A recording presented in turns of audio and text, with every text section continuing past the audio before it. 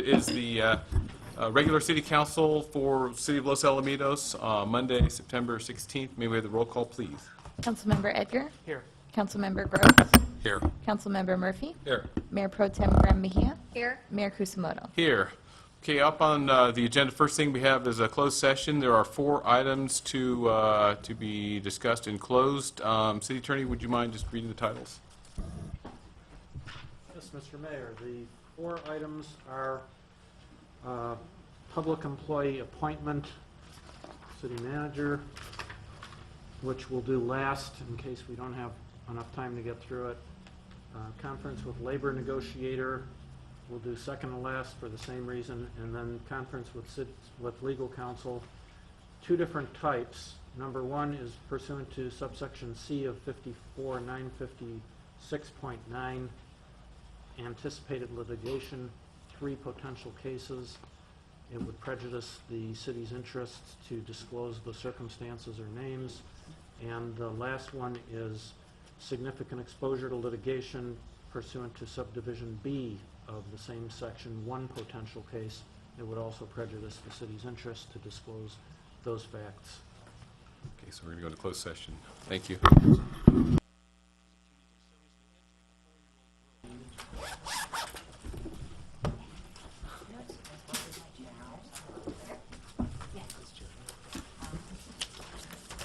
Okay, thank you for bearing with us. We're trying to get all resettled out here. So we did announce the council meeting. We started with a closed session, so we're going to come back out here in open session. And City Attorney, is there anything to report from closed session? The council discussed 3 of the closed session litigation matters, finished 2 of them, and took no action on the 2, and the 3rd one I think we're going to finish after the meeting. Okay, thank you. Okay, so with that, we're going to go to agenda item number 4, the Pledge of Allegiance, to be followed by the invocation. So I'll ask that you please remain standing after the pledge. Councilmember, or Mayor Pro Tem Graham-Mejia, please. Thank you, Mayor. Please join me in saluting the flag. I pledge allegiance to the flag of the United States of America and to the republic for which it stands, one nation, under God, indivisible, with liberty and justice for all. Please bow your head. Heavenly Father, as we meet this evening to consider the business of our city, please watch over the members of this council and give them the wisdom to make decisions which benefit all citizens in our community. Please allow us to work together in a respectful manner for the good of Los Alamitos. Today we learned of another tragic incident in Washington, D.C. Please be with those that were involved, offering comfort to the wounded and witnesses, and be with the families of those gravely impacted. We recognize how precious every moment is that we have and the guidance you offer. Be with the members of our city staff, watch over them as they carry out the duties in serving our community.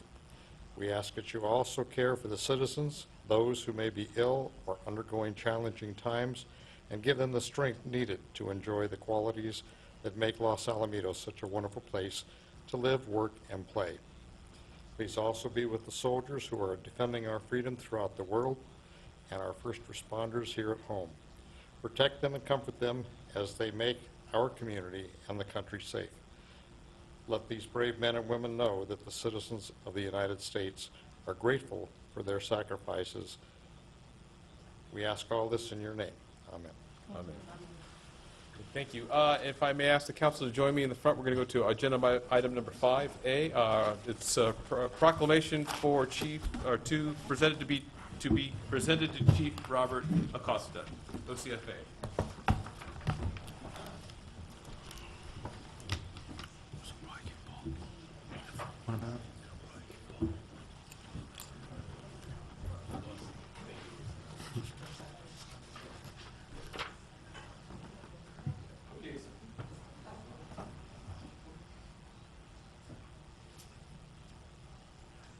Thank you. So in observation of Fire Prevention Week, we have this proclamation for you, Chief.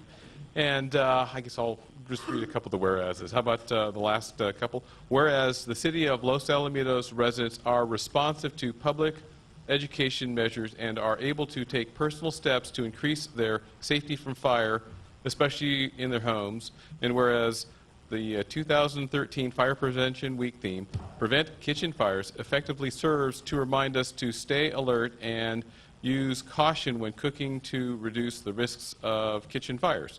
Now, therefore, I, Warren Kusamoto, hereby proclaim October 6th through the 12th, 2013, as Fire Prevention Week throughout the city and urge everyone to check their kitchen for fire hazards and safe cooking practices, and support the many public safety activities and efforts of the Orange County Fire Authority's Fire and Emergency Services.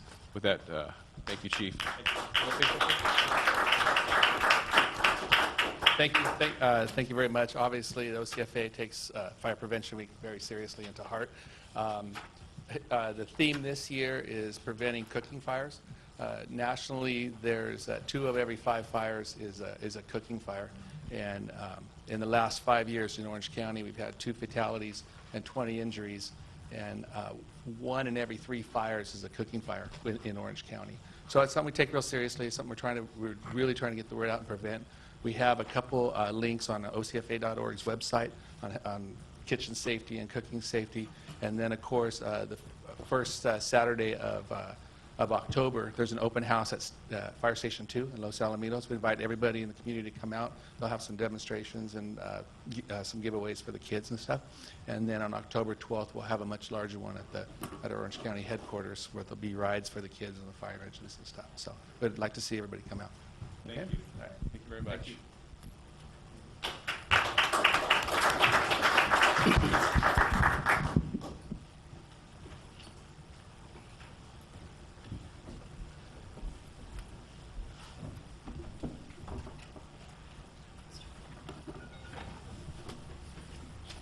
Okay, next item, we have the presentation by Sandy Lamoureux from Friends of the Los Alamitos Rossmoor Library, and it's regarding the Community Front Porch Project. Thank you for coming.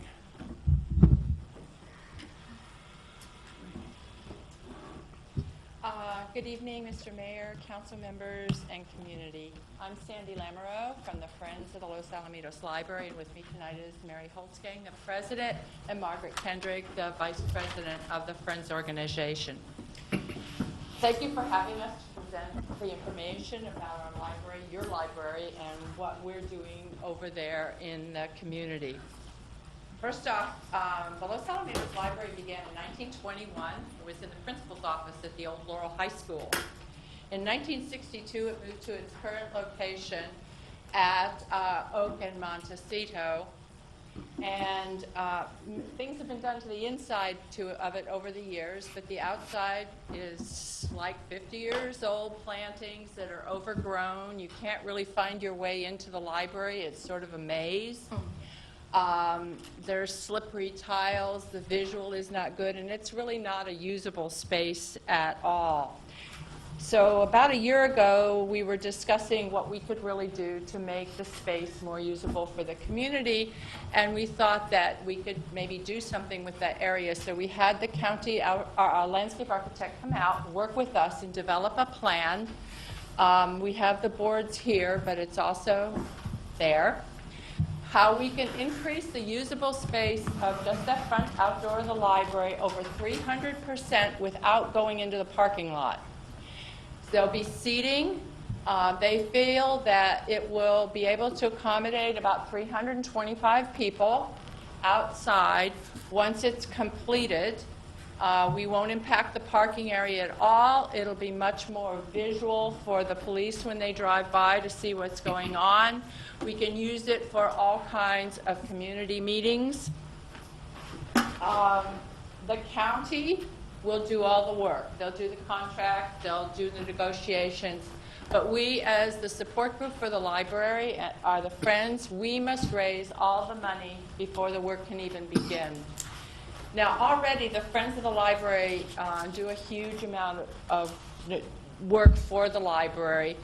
With our every other month book sales and the bookstore, we supply all the programming for the library, for the children's programs. We buy all the art supplies the library uses, and we pay for 1/3 of the materials, the books, the DVDs, the audio books that this particular library carries. So the fund for the front porch is totally separate from the money that's raised by the book sales and the bookstore.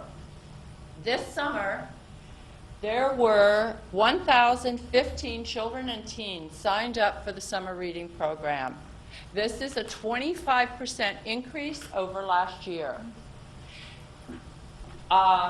The programs were held in the reading room of the workroom of the library. The tables were moved, and we filled the library to capacity every week for the children's programs.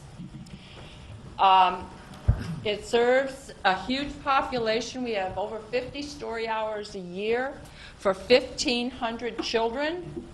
We circulate in that one building 175,000 items a year, and we answered 45 reference questions for the reference staff in 2012. We have the only free meeting space in the community for public service groups. So the Boy Scouts, the Toastmasters, the literacy volunteers, the Peace Corps, the Women's Club, the quilting groups, they all want to use our room. And it's just used all the time. So with this area, because there'll be seating, we'll be able to have some of these programs outdoors. Yesterday, we had a wounded, decorated Afghan war veteran, Luis Carlos Montalvan, and his dog, Tuesday. He wrote a best-selling book called Untitled Tuesday. He and his dog came and did a free presentation at our library. The Friends paid for the program. We had 150 adults in the reading room of the library for this program. It was huge, but we were full. And if we were able to do it, it was a beautiful day yesterday. If we could do it outside, it would just really be better for everybody. This is a valuable asset for the community, and we would ask your support in the program, in our raising funds for the community front porch, and help us advertise, let the people in the community know what's going on. We are taking donations. We have raised over $50,000 since we began the money raising in April. We have halfway to go, but we're really excited. We are selling pavers, and I also have the handouts of our front porch project. For donations, we are a registered 501c3, so anything donated to us is tax deductible. And we would appreciate any help you can get. We can do matching fundings. If you know people who work for a company that will do matching funding, we will also handle that for them. Any questions? Can we see the paver? I'm sorry. And what is the cost on The site? paver's $100. $100. Could you give a phone number out? There's a phone number on here for the Friends. It's the library phone number that you can call the library and get information. We also have our website, friendsofthelarlibrary.org. You can go through PayPal on our website. Friend us on Facebook. We're out there. Okay. Any questions about our plan? It's beautiful. Thank you.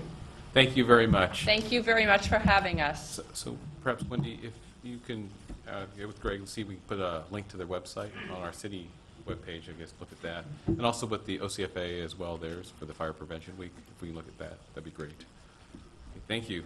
So our next item on 5C, we have Mr. Robert Hanford for Golden State Water.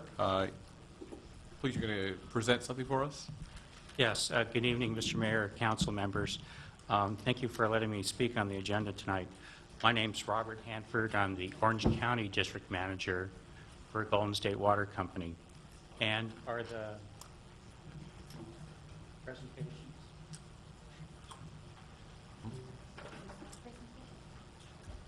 the PDFs, are they available to the council members? I've been provided with handouts. Okay, very good. Okay, that's fine. What I thought I'd do, in the interest of time, is perhaps just go over some key message points. And if the mayor or council members have questions about the report, I'd be happy to go in depth and answer specific questions. But this is a very complex, very long, ongoing issue. This issue has been going on since 1996 in Orange County. And in a nutshell, in Orange County, it's rather unique. We have a managed groundwater basin. It's not what you would typically find in California, where you'd have an adjudicated basin and individual groundwater pumpers are given water rights through the adjudication process. So Golden State Water in some areas that we serve has 10,000 acre-feet of groundwater they can pump, say, in a calendar year. We don't have that in Orange County. We have a managed basin because the Orange County Water District was formed under special legislation by the California legislature in 1933. And how we are allocated groundwater is through and I'll try to keep the acronyms to a minimum. It's through a BPP, a basin pumping percentage. And that basin pumping percentage is just a percent of our supply that's calculated by the Orange County Water District every year, typically around April. And we're giving a percentage that we can pump to.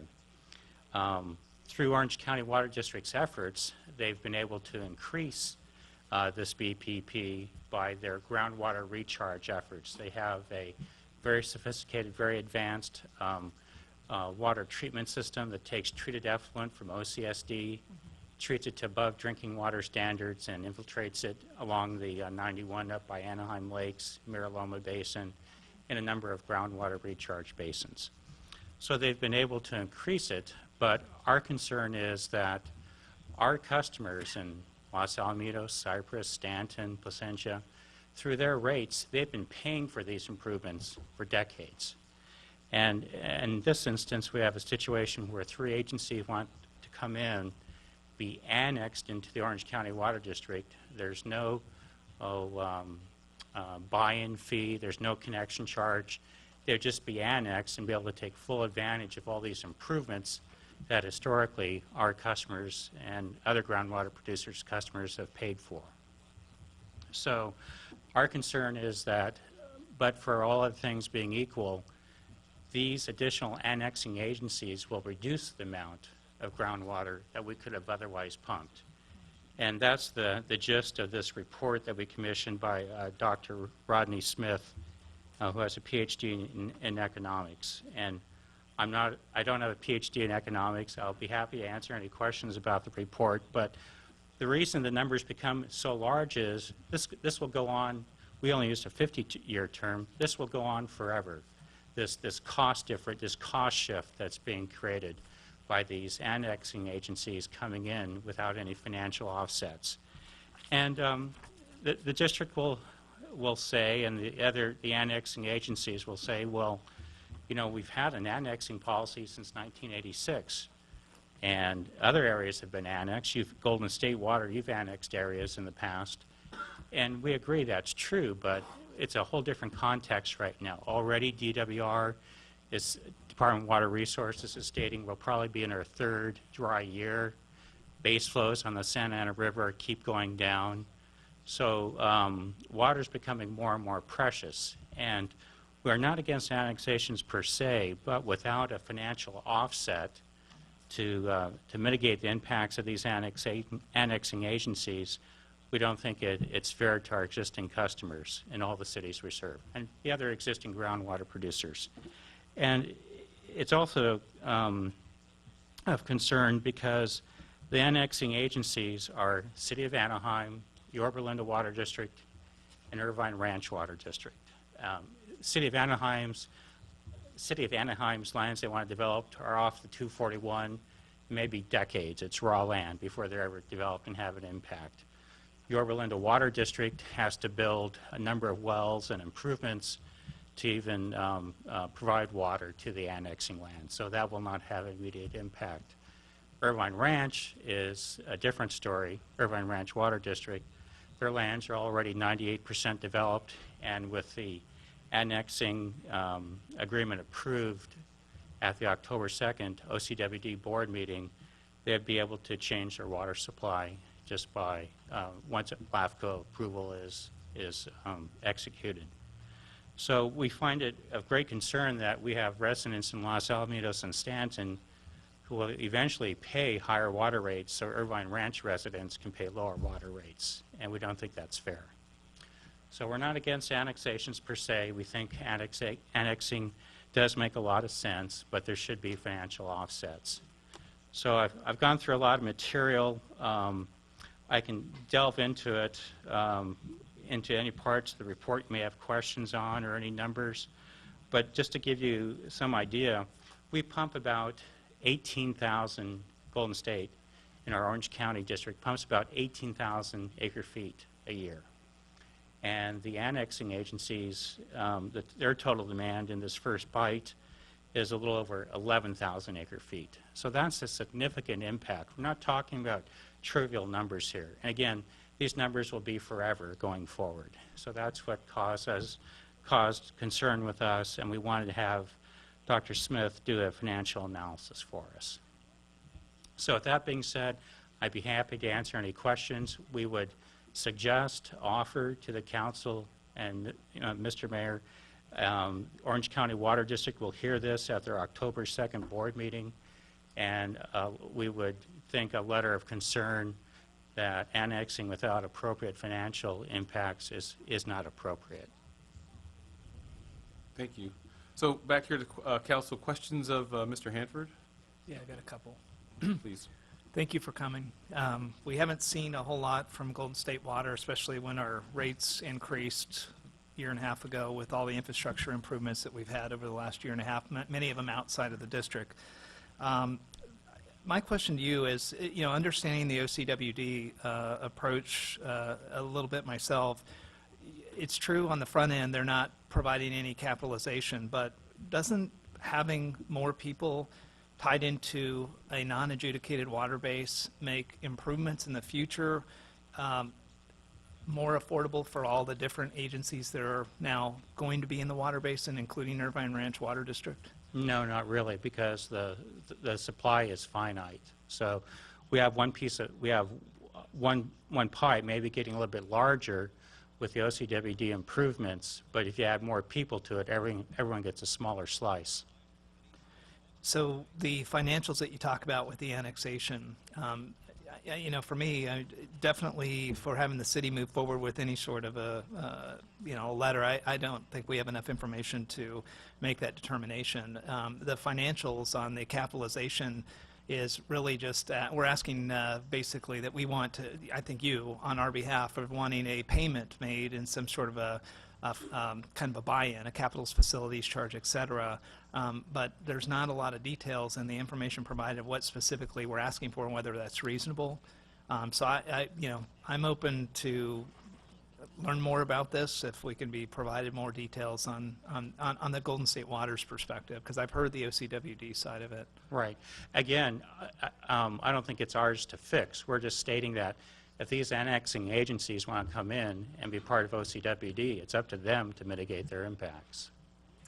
Okay, but your story at the end of the day and what you're trying to do back to your ratepayers, which is our city, is you're trying to give us a heads up. Look, we could try to influence this because in the future our water rates are going to be extraordinarily higher, correct? Well, no, not extraordinarily higher, and that's the whole nuance about this, because a number of things kick in. One, the actual impact to our pumping percentage will be very gradual. So no one will actually see an impact to their bill for, years, 3 or 4 years due to this event occurring. So again, you're right, this is more of a heads up. We're just trying to be responsible and share with you a very nuanced issue that does have a significant impact long term on your citizens and our customers. Okay, just my last point there, Mayor, is, we are part of the Orange County Sanitation District also. So our property tax values actually go into paying for all the work that is the infrastructure that puts the groundwater back in the ground after it's treated, the effluent that you talked about earlier. So we've, as taxpayers, already paid a significant portion of that $600 million worth of infrastructure to make sure OCWD could do that. Maybe I have the wrong impression, and I'm open for more information, but it just seems like we've already made the capital investment. We're trying to get more people into the denominator. How many people would be kind of tying into that? There is more capital projects out there that have to be done. Yorba Linda Water District has their own treatment plant off the 91. There's a lot of things out there. I honestly don't understand why we would be aggressively going against the annexation. Please provide me more information just so I'd have a better understanding. Right, I'd be happy to have a workshop with you and the city manager if that would be helpful. I'm just one of 5, but I definitely would be interested. I'd like to do that too. Thanks, Troy. Anybody else questions? Thanks for coming in as well. The annexation, is that a foregone conclusion then? They just apply and they get it?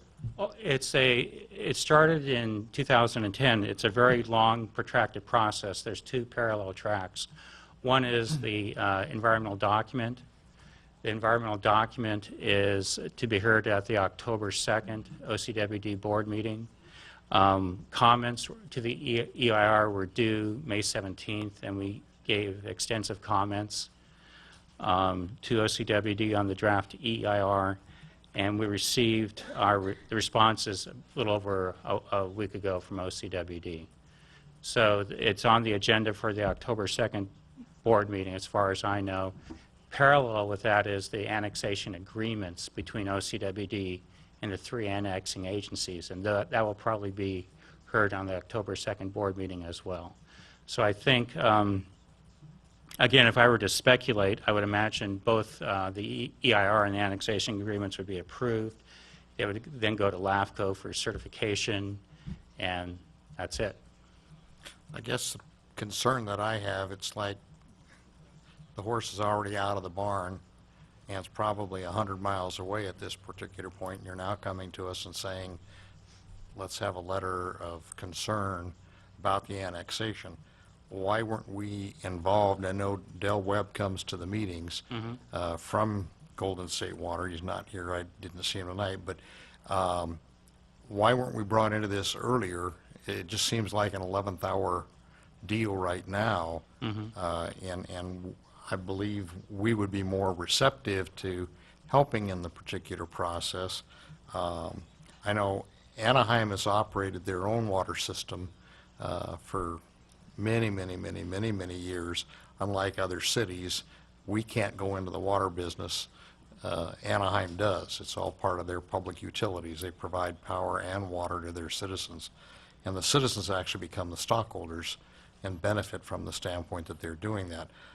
I can't see the financial aspect here other than we've had rate increases where Golden State comes and says, here's what we have to have. And at the last one, it involved projects that were related to us, but were actually projects that were occurring in other areas, in Stanton and other areas of your service system. So I'm not quite sure what we can do at this particular stage between now and October the 2nd. And submitting a letter disagreeing with it, it seems like we're very late in the process to be able to do that and have any merit. It just seems like it's more perfunctory than anything else. From my perspective, I'm not sure a workshop is really going to help much at this particular stage. I just wish we'd gotten engaged earlier on in the process while the EIR was out, and we could have had some influence at that particular time. I'm not sure we can influence this at all. Okay, very good. Thank you. Thank you. Mayor Brodell? Yes, thanks for coming. And I think for me, the reason that the workshop would still be good is because whether or not it's on a path that's not something we can stop, we should still be informed, or at least I'd like to be more informed as to more of the details and more of the meat of this, because we just came in and had it sitting on our dais. where does the money go if we were to have buy-in from those other agencies? Where does that money go to? Does it go back to the ratepayer? Does it go to future infrastructure? Where would it go? Let's talk about that. For example, if there were a financial offset, right now, OCWD is expanding their groundwater replenishment system, GWRS. Okay. So they're spending $150 million to get an additional 30,000 acre-feet of capacity. So if this is a little over, and there's operation costs going forward with that too, but just on a capital basis, if you were to be able to build a project 1/3 that size, and approximately, and get an additional 11,000 acre-feet of treatment capacity for $50 million, you know, that's the back of the envelope calculation. Okay, so it's... But no one is proposing that right now. Okay. So, But then, in essence, what you're saying is the buy-in money from these other agencies to become part of the group would go to enlarging the amount of capacity that we could filter. Is that what you're saying? correct, Okay. exactly. It would improve the supply to everyone in the basin. Okay, so you're saying that's not being proposed now? No, it's not. But that's an option. Are there other options that are being discussed? Let me find the reference, but on May 9th, cities of Garden Grove, Fountain Valley, Buena Park, Golden State Water Company, East Orange County Water District, Mesa Water District, did I say Fountain Valley, submitted a letter to OCWD stating exactly what I said tonight. We're not in opposition to annexation, but there need to be financial offsets. Oh, I agree 100%. And that didn't go very far. And that was in May 9th. Okay. Well, I think if, as you said, we know that there have been increases, and those increases have gone to infrastructure. I know that we've done rate increases for the Sand District for infrastructure, so that it would provide a second facility to process the water. Is that right, Troy? And then the infrastructure for undergrounding because it's overdue. I mean, I think that if all of this process included in access to this water, they absolutely need to do a buy-in, and so I would be supportive of that. That's all I have, Mayor.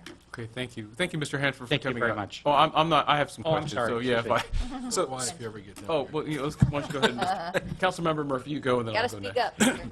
Mr. Hanford, the financial offset you speak about, to follow up on Dean's point, what would the effect of a letter be at this point? Again, we're dealing with, and the issue really isn't with Yorba Linda and Anaheim. It's with Irvine Ranch. Okay. And they're a very large and sophisticated water agency. Very sophisticated. Very powerful water agency. So I don't know, you know, I can ask, but even if all the council were in complete agreement, I'm really not sure of the effect. Okay. That's the political reality. All right. Thank you. Thank you. Okay, thank you, Mr. Hanford. So, you know, I kind of have some reactions that kind of go around the spectrum or across the spectrum of different things. So, as Councilmember Eggert pointed out, on the one hand, because of the nature of the way the Golden State Water Company runs its business, there are costs that we incur as consumers that we receive no direct benefit for, such as infrastructure improvements in other outlying cities that you serve. I think Bakersfield might be one of them, or... We don't serve Bakersfield. One- Bear. one- Big Bear. Okay, a outlining areas, it's definitely not in our infrastructure, yet we, as part of the community of the services that you serve, we pay the rate increases that you file for from the appropriate authorities. So, on the one hand, there's those type of things going on. On the other hand, and I'm trying to understand, you know, why now? Why the motivation, as Councilmember Grose is saying, it's kind of too late. I mean, for us to have any kind of a effect, it's really more symbolic at this point. So the, you know, what's in it for Golden State Water versus the consumers that we are and that our constituents that we represent. And I understand there's a longer term potential, right? The supply of consumers with the annexation of these 3 districts, because the supply of consumers go up, and you said we have a finite supply, and of course supply and demand, those simple equations back in my economics 101, you know, that just kind of says we're going to pay more to get perhaps the same amount or less. But you're just passing through the costs, true? True, eventually the cost will be passed through. Okay. But again, we also have a stewardship role that we maintain. And where costs could be offset or mitigated, we think that's necessary to do for our customers. Maybe I could address the timing issue that's been part of this is just timing issue. We didn't even receive responses to our comments into the EIR. We have no idea what they're going to say until less than 2 weeks ago. We didn't even see the annexation agreements until a little over a week ago. So part of it's just the schedule set by Orange County Water District and the annexing agencies. But let me ask you, so what is different between the city of Los Alamitos and then the other cities, Buena Park, Fountain Valley, I forget who else you named, that they had, back in May, had taken this more of a proactive position saying, without, not opposing annexation, but certainly looking at if it's going to be a marriage of these agencies, what do the other three bring to the union? Right, those cities along with us, and also the city of Huntington Beach, excuse me. Again, not to speak for the cities, but a city that has multiple responsibilities. The utilities may not always rise to the forefront as public safety or other issues. Again, all we do is water. We're like a special district in that regard. So Mesa Water District, East Orange County Water District, Golden State Water Company, all we do is water. That's the only public service we provide. So maybe just the focus on the issue of water is the most important to us versus the cities where they have multiple aspects they're looking at on a daily basis. But okay, so Huntington Beach or Fountain Valley, you'd mentioned back in May of this year, I presume, right? Correct. Had taken a position that says, we're not opposed to annexation, but we want it to be equitable, in my words, right? Equitable, Correct. Right? So why, how did they know this and we didn't?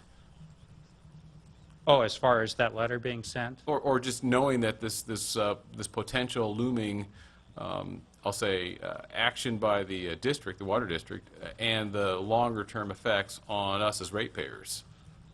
Where's our blind spot? How come we didn't know about this? And I did discuss this with city staff earlier this year. I can check the exact Okay. dates. So okay, so you brought this forward to the staff, and then I've met with every city manager we've served on this Okay. this matter. Okay, thank you. And let's see. So again, appreciate you coming out, sharing with it. Certainly wish it would have been earlier. I do. I like. I think at least folks to my right. I would like to see some kind of workshop so we can get smarter. And perhaps there's nothing we can do at this point, but having at least the information and then understanding the financial picture would help us to at least be informed and make informed choices. Right, and just to share with the council and the people attending this meeting or seeing this television, there will be no immediate impact on someone's water bill. I just want to make that perfectly clear. This will take years to develop, but it'll be it's like the old analogy of putting a frog in warm water and slowly turning up the heat. So it'll be years before impacts are actually seen on a customer's bill. So, Okay. Well, I do thank you for coming out and sharing this. I know it wasn't probably the easiest thing to do, but thank you for coming. thank you.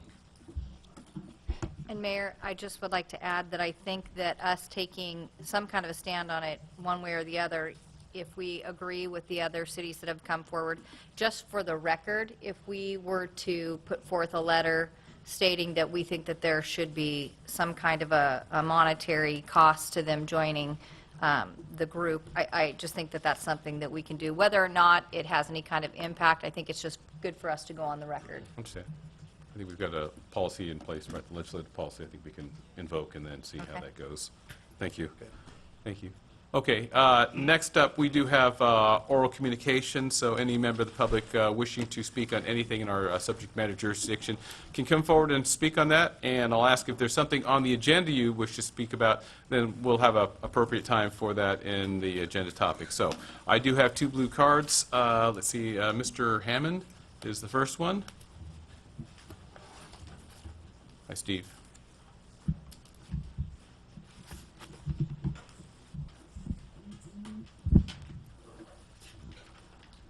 I'm Stephen Hammond from San Joaquin Avenue at Humboldt in Greenbrook. Speaking of which, back when the last time you folks paved my neighborhood, you slurry sealed it. Within a year of that happening, San Joaquin in particular had developed cracks. Now it's got weeds growing out of the cracks. I just hope the next time you people choose to do some paving that you pave it. Don't use slurry seal anymore.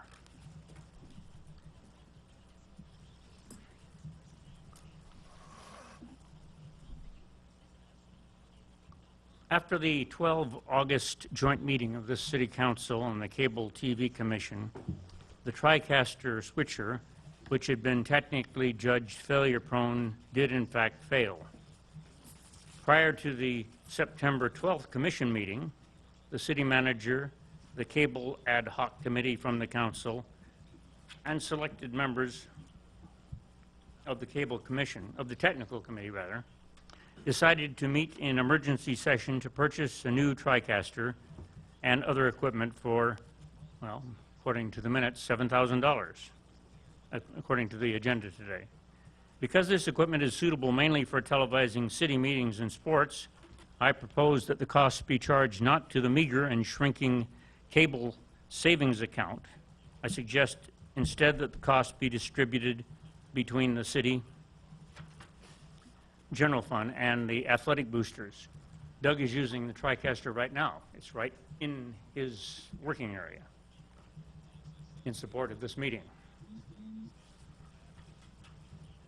At the September 12th Cable Commission meeting, the need before the station can provide studio facilities suitable for public access productions for various apparatus was presented. The city manager said he would forward that proposal to the technical committee. The technical committee seldom attends commission meetings, making discussion of different technical proposals impossible. The committee responds only to orders from city government. I propose, therefore, that the council strip the Cable Commission of procurement duties and give them to the technical committee, giving the technical committee some commission standing so that it will be legal, if that's a concern. Clearly, there's enough for everybody to do to meet at least monthly, plus whatever emergency get-togethers might be called. At the last Cable Commission meeting, the city manager presented the aforementioned emergency equipment purchases to the commissioners for ratification. Asked by a commission member the consequences of the commission's not ratifying the purchases, the city manager said he, quote, didn't want to go there, end quote. The purchases were made without prior consultation with the commission or even most of the technical committee. Yet the commissioners were intimidated into ratifying them. If this is the meaning of serving at the pleasure of the council these days, I wonder why anybody would want to serve. Thank you. Thank you very much, Mr. Hammond. The next card that I have is for Lisa Lee, Community Relations Director.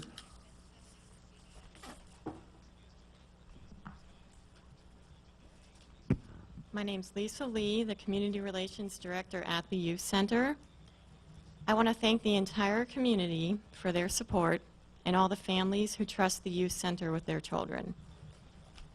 I have some very exciting news to share with all of you. This year, we were able to provide a record number of scholarships, in total 38, to children from families who would otherwise not be able to afford to attend our summer camp. The generosity of the community makes this impressive number possible. Thank you. Also, for the first time in our 63-year history, the Youth Center provided music classes to children during the summer months. The Youth Center continues offering music classes during the school year as well to nearly 300 students. The Youth Center is proud to be the one and only organization that provides this valuable program to elementary school students locally. Again, thank you for helping to support this service. As always, we look forward to offering the only free after-school drop-in program to students in the area. We anticipate having more than 300 children take advantage of this program this very year. Through the generosity and kindness of the community, the Youth Center is proudly able to offer this cost-free, safe, and supervised option to children and their parents. Again, thank you. And finally, we want to especially thank the City Council and City of Los Alamitos for providing transportation to our children during the winter holiday season. You brought countless smiles to the faces of our kids that day. Again, thank you to everybody for being a part of something positive. Thank you very much. Okay, are there any other members of the public that would wish to speak?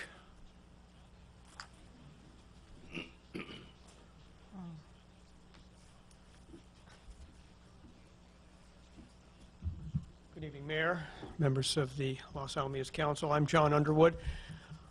I'm a member of the commission, the LATV Commission, and was present at the most recent September 12th commission meeting that volunteer Mr. Hammond speaks of. And I, to echo his comments, I am also concerned about how that meeting transpired. We have diligently over the last 12 months attempted to bring forward requisitions for equipment for the studio, as well as for other aspects of LATV operations. We have basically 3 spheres of operations: van operations, playback operations, and Stefan referred to Doug back in the booth doing just that. And also, let us not forget studio operations. There are public access programming now being conducted in that studio, albeit with a insufficient complement of equipment to perform that, but we are actually producing programs out of the studio, public access programs, as well as government operations, which we are here enjoying tonight, and sports operations, the van operations.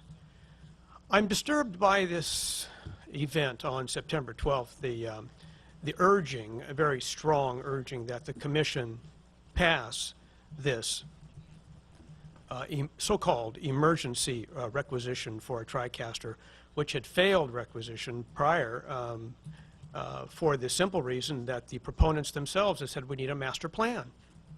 Suddenly, at the 11th hour, they come not to the commission, but directly to the City Council, talking about members, producers of van operations, specifically for sports operations, and request an 11th hour, essentially over-the-barrel demand for a piece of equipment that we had considered and not passed in the past. So this piece of equipment, I'm not so concerned about the item itself, although I'm not in favor of this technology, but what I am concerned about is the way that this sense of transparency and process of government that you all speak of profusely up there at the Diaz were both bypassed, abandoned, and actually bypassed in this process. The commissioners were not apprised of this situation. I wasn't even contacted. And by the way, I am a member of the Tech Committee. And this piece of equipment was purchased going directly to the council. The process of government, I presumed, the reason we have a commission is to field these requests and issues so that the council doesn't have to deal with these very minute items of really backwater government. And yet this is becoming a disturbing trend recently, particularly with van operations, which in the last year has received upwards of $20,000 to support its operations. Studio operations, despite the fact that requisitions have been brought forward 3 times to produce equipment for the studio to support public access producers and everyone wanting to use the studio, none of those requisitions have been authorized. Perhaps a few $100s have been spent on studio operations in the last 12 months, but it pales by comparison to over $20,000 that have been accrued to van operations, paid to van operations, the latest of which is the $7,000 tranche now going to a switcher that was purchased in a so-called emergency. That emergency prevailed as of August 1, just before the Bronco World Series, when the TriCaster failed. They had 30 days to figure out something. That could be done in a much shorter period of time. I buy technical equipment for LATV and other operations all the time. Things can be purchased very quickly. I believe they could have rebounded, if they had desired to, much quicker than a few days before football began, thereby putting the entire city council over a barrel. I think that's not the appropriate approach to government and not the appropriate approach to dealing with purchases of equipment. So I'm concerned about this, and I'm deeply concerned about the lack of equity in purchases of equipment for the studio specifically, which is just as important as van operations. Thank you. Thank you, Mr. Underwood.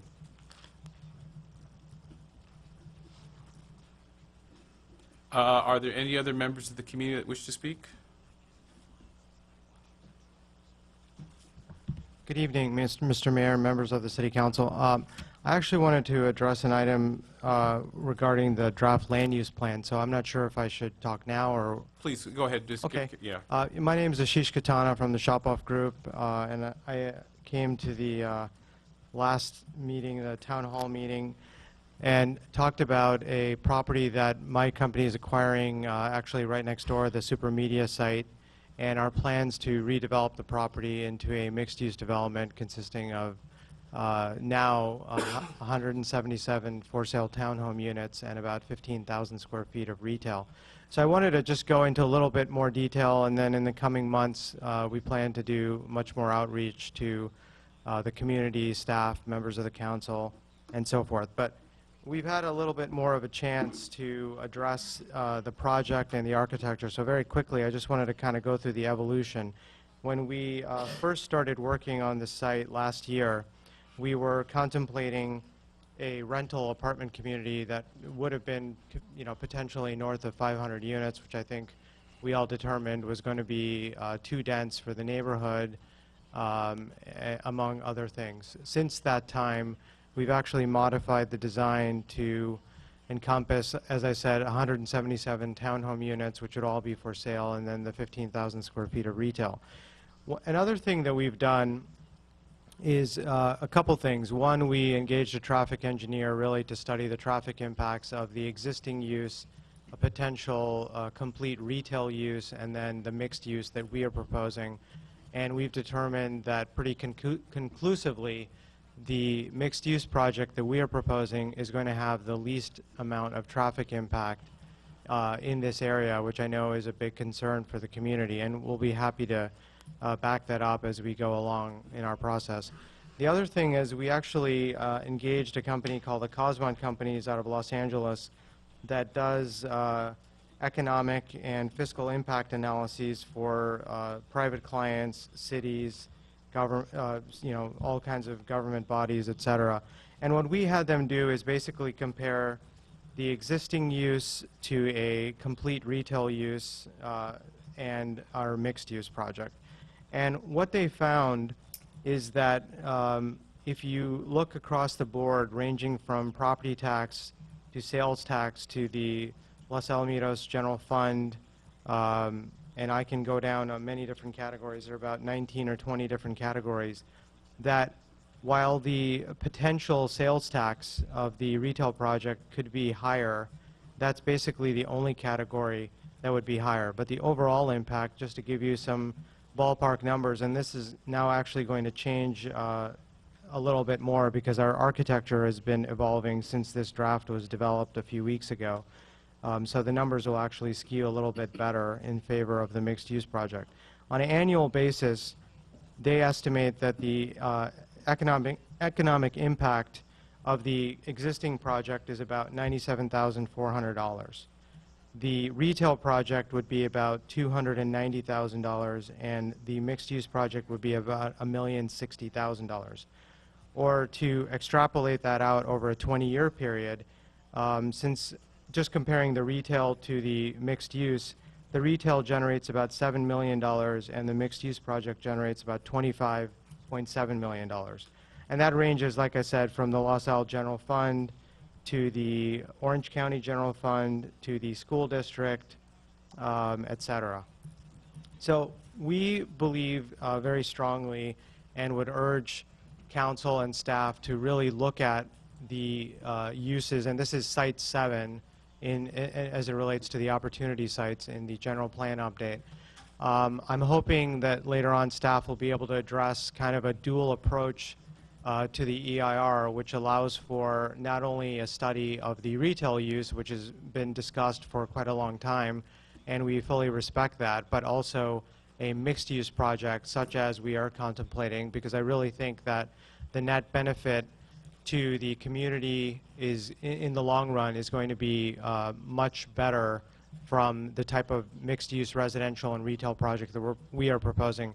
And I'll just end with, I just recently met with the school district, and I think they would much rather see a residential project kind of anchored by people who live and own there, rather than probably a big box retailer with a kind of lack of visibility in the back, which abuts Oak Middle School. So thank you very much for your time, and we'll be, you know, there'll be a lot more details forthcoming over the next several months. Thank you. Thank you. Okay, any other members of the public wishing to speak?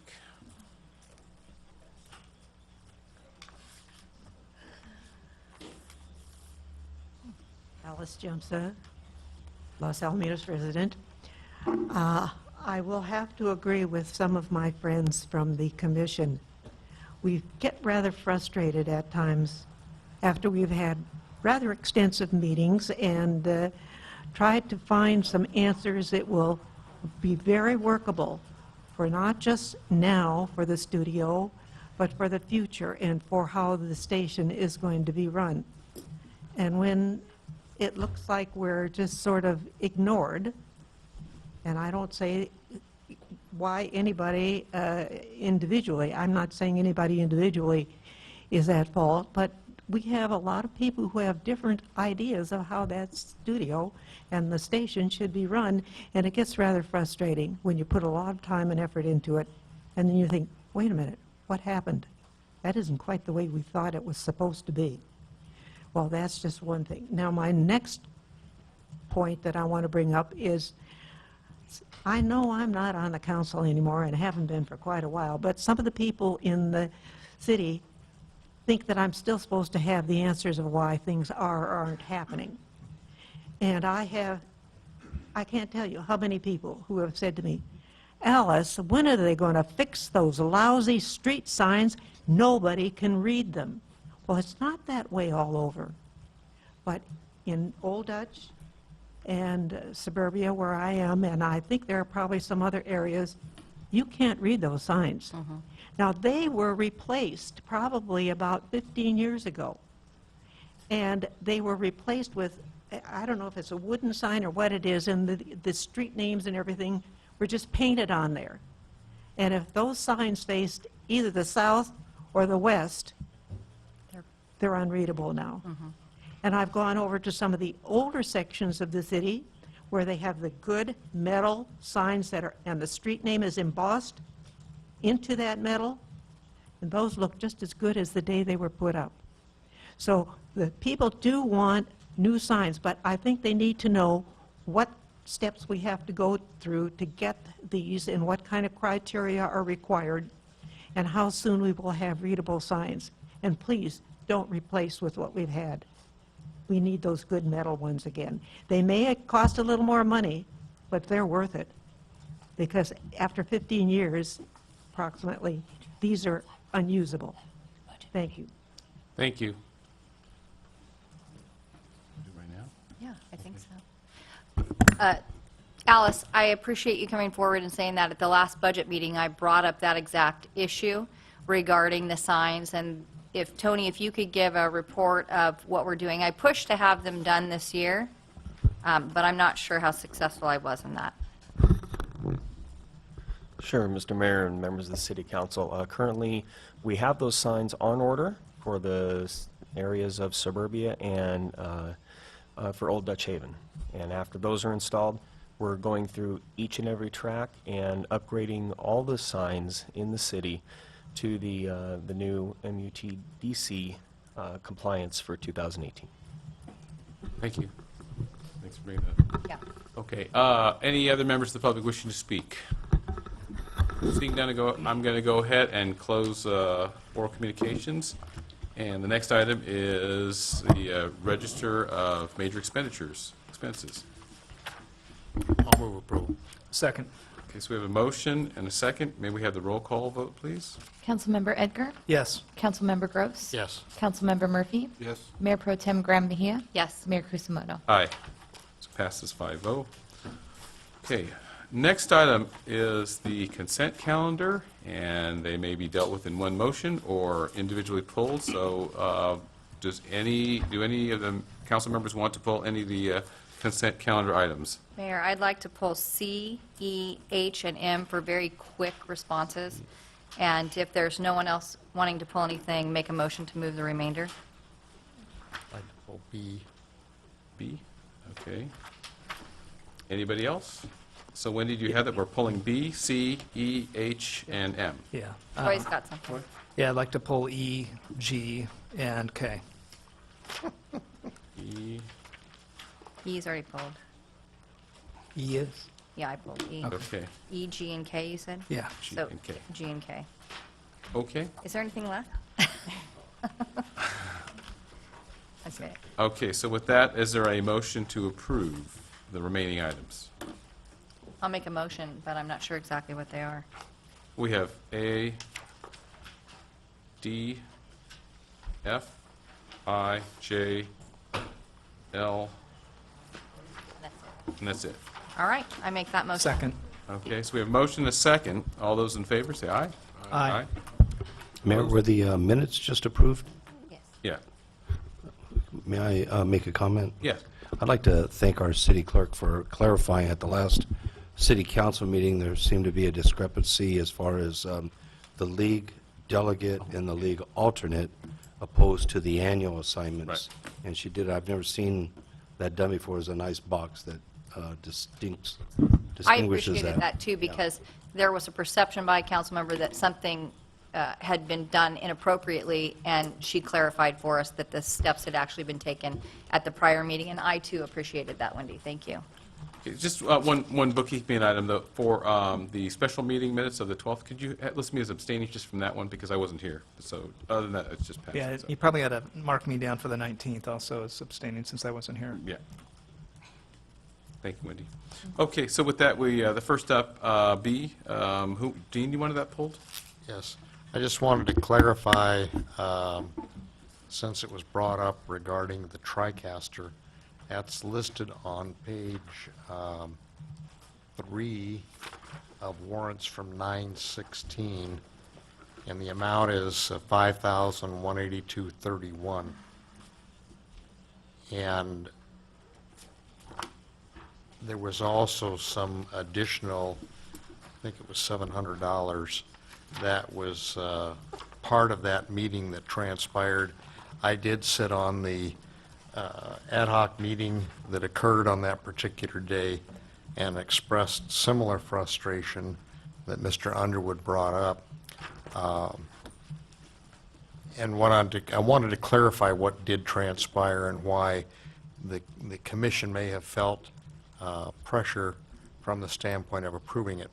At the time that it was brought to the ad hoc committee that this equipment was needed, it was apparent that the process for repairing equipment wasn't being followed.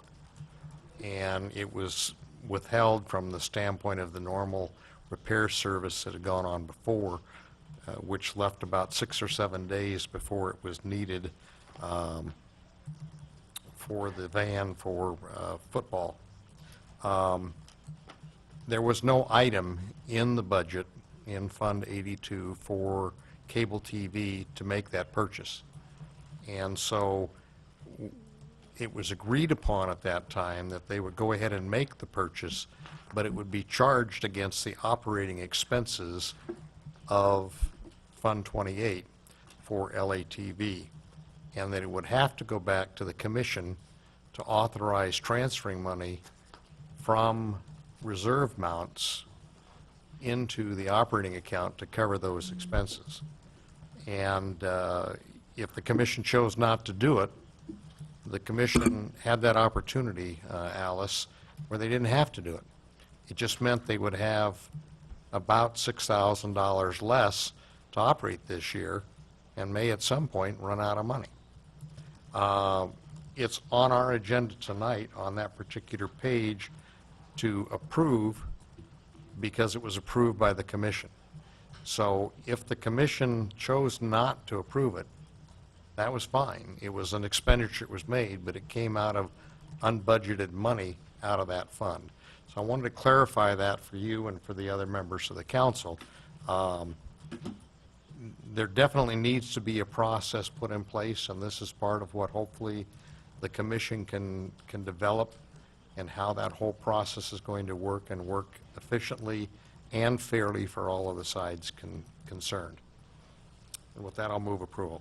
I'd like to add on to that. I'm also part of the ad hoc committee, and I will tell you, I've been on the ad hoc committee for about 2.5 years now.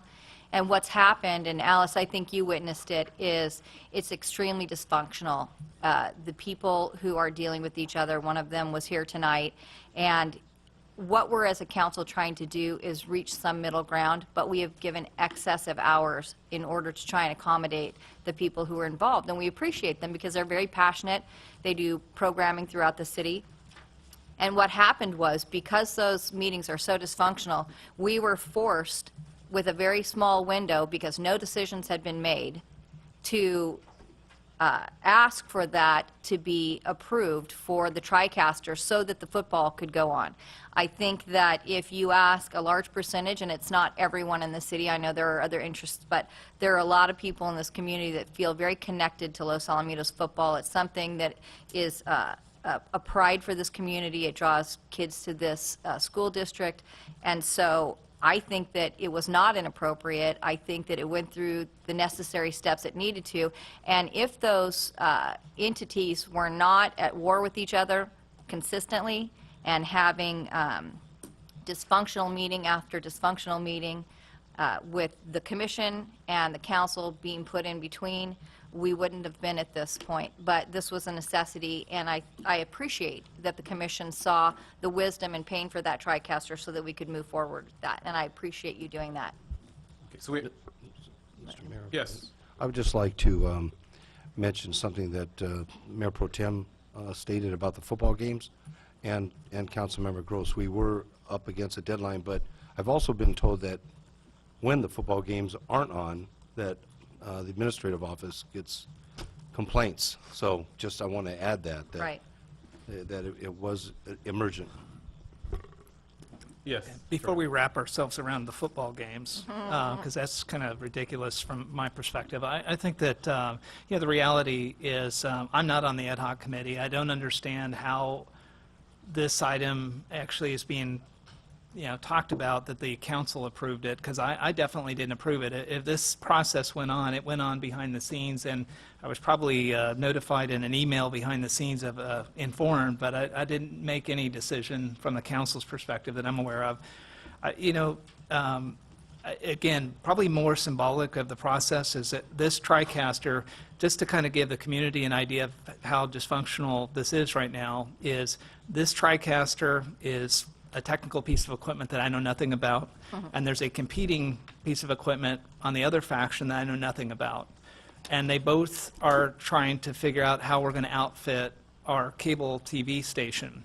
The issue at hand, and I can understand how it sends the wrong message, is we've used football as a reason to do a battlefield procurement because that we need it for the community. But the reality, if you're on this council, 4 weeks ago, we sat in this room in a workshop and tried to come to a conclusion on what we're going to buy, and we basically kicked everybody out of there and said, until you guys try and figure this out, we gave the city manager authorization to hire somebody on the outside that doesn't have any emotion and try and fix it. Nothing's happened with that. And, so again, I don't have skin in the game on either side of this.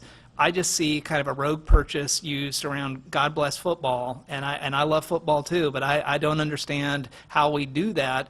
I know the other side, could use the same explanation as, hey, I've got to get this community programming out. St. Isidore had an unbelievable festival over the weekend, and we should have got that up. If I would have had my piece of equipment, I could have done it, so they send a requirement in.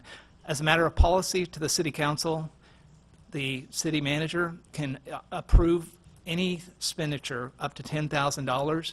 The issue, though, that I'm taking with this, and I'm going to vote no to approve this more symbolically, is that this is not an appropriated item yet. We didn't approve the budget for this yet, and the city manager has taken it upon himself to approve this. He has every right to do it, and and this isn't a fireable offense. It's on the whole scale. It's a 1 from 1 to 10. But the reality is, somewhere, like Dean said, this money's going to have to be taken out of a very thin LATV budget that, $10,000 or $6,000 or 51, that's what, 15%, 20% of the budget for the year. So that was a unilateral decision in the name of football. I love football. I hope that everything goes good with the TriCaster. But, my vote is more of, LATV, City Council, we got to take responsibility for this too. We need to fix this. This is ridiculous. And if we're going to continue to make bad policy procurement buys and empower the city manager to get us further into a hole, we deserve what we get. So with that, I'm just going to leave it at that. Thank you. Well, in all fairness, this TriCaster can be used for anything, if I understand correctly, and I'm sure I'll be corrected if I'm wrong. It's used for the van, and the van does all kinds of things outside of the city. They've done 4th of July, they've done special events. It's not just for football. But football was coming, and because of the breakdown in ability to come to some kind of a conclusion, you were part of it, you were just as frustrated as everyone else. It put us at a point where we had to, ask the city manager to make a decision. I don't think this is on him. I think this is on the fact that the council needs to take a firmer stand with regards to what we're willing to put up with LATV. There's the option that's been put up by Councilmember Edgar that instead of having our own LATV, we go to a joint powers authority and we don't have the station. I'd like to see the station stay, but if the constant battle between the two people who are most passionate about this can't cease and they can't come to some kind of an agreement, I would support that moving forward. And that's all I have. Thank you. So, Councilmember Murphy, anything to say on this? I actually agree with Troy about the process. Okay. However, I have been promoting the idea that maybe both sides get their equipment out of the reserve, so I would be voting yes. But the process definitely leaves a lot to be desired. And it's a reminder as a council, we need to solve this issue. We need to have a definitive answer. If it's one more workshop or whatever it takes, we need to do it. Okay. Thank you. Okay, so back to us, trying to get back on point. We do have a motion for item 8B, which are the warrants. We don't have a second yet. Second. So we have a motion by Councilmember Grose, second by Mayor Pro Tem Graham-Mejia. Typically, we'd go in discussion now. We've kind of had the discussion. Are there any further comments on this? And I guess I'll say my piece on this one. I do agree with Councilmember Edgar, and I know I saw the email about the purchase, and my knee jerk is, as much as I enjoy football and sports, I didn't think that was a compelling reason, but I will side with Councilmember Edgar saying the city manager has the authority to make those purchases. Right. There is a limited budget, and I will look to the commission that if the commission approved it, then I am good with that as well. So with that, did you want to have comments? Just, it wasn't just football. I mean, football was what was coming up. Right. It's also the city council meetings too, so, I understand, but see, it was kind of. which is kind of important too. Yeah, right? I know. But again, so, point taken, but I know that it came out as a emergency for football, Yes. and I, if you notice, I didn't respond to that, right? I let the kind of process work out. But with that said, we'll put it to a vote. All those in favor of item 8B, say aye. Aye. Aye. Opposed? No. Yes, we have 4 and 1. Thank you, Troy, for that. I appreciate it. Okay, next up, we have item C, the second reading of the zoning ordinance, I guess, ordinance 13-04, and it's zoning ordinance amendment 12-03. May we have the staff report, please? Mayor, I don't think it's necessary for the staff report. I just want to be consistent in my voting in opposition to this. That's why I pulled it. Okay. I don't mean to belabor the issue. I just want to be consistent. Okay. So with that, is there a motion? Well, actually, I would have pulled out, because I had a couple comments. Okay, I'm if I sorry. could. Councilmember Yeah. Brager, please. Yeah, so without a staff report, just to give the community kind of an idea, SB2 was a zoning ordinance that's state mandated. SB2 is a state bill, and it basically opens up a requirement, or it doesn't open up, it states the requirement that the city has to follow state law to zone portions of the city to be open to housing that would be for transition or some types of issues, kind of halfway house, those types of things, emergency shelter type thing. I got active when this item was working its way through the Planning Commission. I got a tremendous amount of calls from folks. And I think I just want to keep the community. I wasn't here for the council meeting under the original reading, so I just wanted to make my comments now since it's in its second reading. At the very beginning in the planning, this item took by staff's recommendation and actually focused on a zoning area within our city, R2, which they thought was a good idea, but it was actually Parkwood. And anybody that's familiar with our city knows that Parkwood is on the outskirts of our city, off Lamson, towards really kind of the last post before Garden Grove and Seal Beach. It's the furthest from our police station, and these types of homes have become business in some parts of California where people, basically you can put them anywhere. They get a home, they cordon off the rooms, they get paid by the state to take on this function. They could make $4,000 per person, so you can basically take a house with 3 bedrooms, turn it into 6 beds, and make anywhere from $12,000 to $15,000 a month from the state. And that's good news, I guess, in the free market. But the bad news is if you actually own a house around that house, and you appreciate your quality of life, and you really are sensitive to what those people are going through, because it's terrible. But we really need to be very selective on where we put that, and at a minimum, physically, we put it near some place that has the highest probability of being taken care of from a public safety, not put it on the outskirts of the city. So I adamantly came in and opposed that as a citizen or a resident, not as a city council member. After that meeting, the Planning Commission, from my perspective, did the right thing. They revisited this item. They eliminated the term R2 zone, which took Parkwood out of the play, and they basically zoned it for industrial. And that was important because, the industrial part of this leaves the option open. So legally, if anybody can afford to buy a building, turn it into a temporary residence structure, it's the free market will identify whether that is feasible. But at least it takes it out of some of the groups where we're concerned where this would be placed. In the end, I would also like to see staff, this item is very interesting that we're taking it on in the middle of our general plan update, where we're going to vote coming up here to send something to the EIR process, which is our finished product after almost 2.5 years of the city deliberating in its general plan. What I'd like to be able to see specifically is that the R2 zone was brought into play in Parkwood because they were thinking of the R2 zone that's actually identified behind Ganal Lumber. Everybody knows the residential areas back there. So they weren't thinking that when they picked that, it was by a main thoroughfare, somewhat of a safer area. But when you pick R2, you got that area and you got Parkwood. Again, just to everybody in the community, we have picked the industrial zones, not any residential.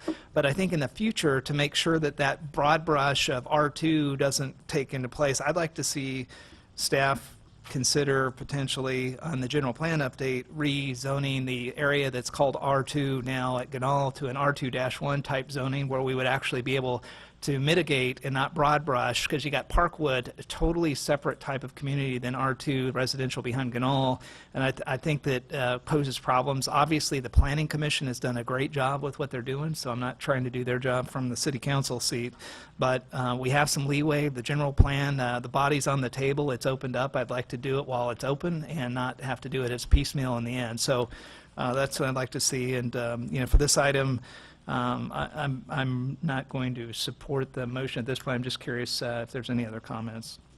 Okay, thank you. So we have a couple of comments on this, still no motion. So we have item C pulled, and is there any motion? I just call for the question. Question. Oh. Well, then I won't call for that. I'll move approval. Okay. Do you have to open up for a hearing for this? Because it's... Yes. Oh, it's We already had the hearing. hearing, yeah. Well, we have a motion, so is there a second? Second. So we have a motion and a second, and then so is the hearing appropriate? We've already gone through the hearing, you said. Okay. Okay, so let's just press forward. So motion and a second. Any further discussions on this item? No. Okay, so for the vote, all those in favor say aye. Aye. Opposed? No. Troy? Aye. Aye, okay, I'm Yeah. sorry. So 4-1. Thank you. Yeah. And thank you for that, that kind of background on that. Okay, next we have, I think it's item E. Is that what you have, Wendy? 8E. And how about we have the staff report for that one? Consolidated Disposals Public Education and Outreach Program? Mr. Mayor, members of the council, thank you very much. I'll be presenting this item. The purpose of the Public Outreach and Education Service section of the contract is to have a plan for educating the residents and businesses regarding the environmental, regulatory, and other benefits of participating in recycling. It's our Consolidated Disposal, or also known as Republic Industries, obligation to inform the public, both residential and commercial public, about what to do with green waste, bulky waste, holiday tree pickups. Consolidated Disposals, public education, and outreach expenditures are divided into 4 categories: city events, publications and media, city assets, and business education. Over the term of their contract, which is 5 years, there's $280,000 allocated that are structured to not be spent in necessarily any given year, but they're automatically rolled over to the next fiscal year if not expended. The expenditure allocation over the last 5 years is represented in your staff report. Overall, we think that Consolidated has done a good job thus far. We think they're lacking in some of the business area of education. Some of the early promises that came from Russell Dix was that they would work with the Chamber of Commerce and provided a commitment to prepare local businesses for impending regulations and to make sure that the city meets its diversion requirements in the business category as well, especially when it comes to AB 939. We provided a spreadsheet of their expenditures to date. Consolidated is in the audience. I see Mr. Sam Hall here if you have any questions regarding this report. Thank you. Any questions of staff by the council? Yes, I have a couple of questions. Stephen, on the spreadsheet, I believe it's attachment 2, on several of the line items, let's say 2011, under annual multifamily cleanup days, we have an allotment of $2,675, and then it says at the end, unspent. Now, is that money allocated each year, that same amount, or is that just something that rolls from year to year if you don't use it? What we do is we thought it would cost us this much to do all these events, and what we do every time we have an event is bill Consolidated Disposal to reimburse us for that event. Okay. We did, I think, 4 or 5 events that one year. We haven't done any this current year, right, but we would like to jump on the bandwagon again next year. Okay. And so that money rolls over for us to use next year, and we'll bill against it.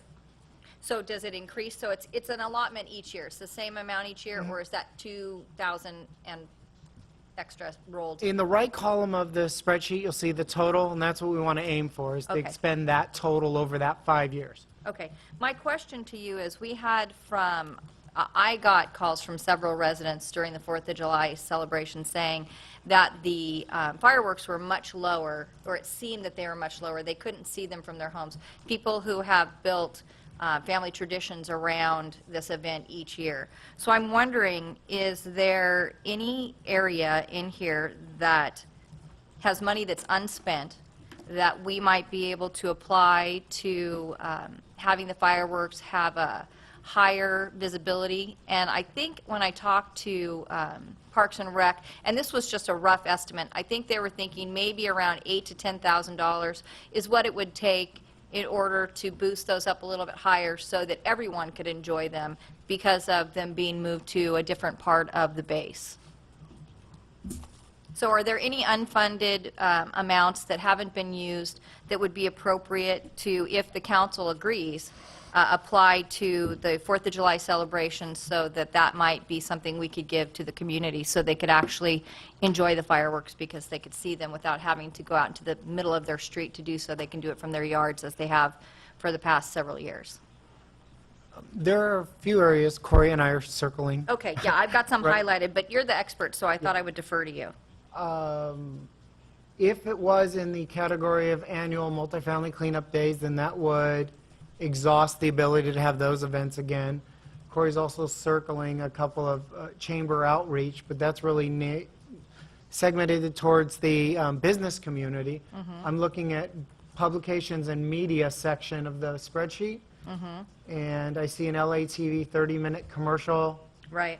And broadcasting and additional mailings as necessary seems to be an area with some fudge factor. That's exactly what I highlighted, so I'm glad you picked those out. So I would just like to ask if we could bring it back to the council and see if there's any support for it, and if not, we'll move on. But if so, I think it would be greatly appreciated by the residents because they do love the 4th of July celebration. They just would like to be able to see the fireworks.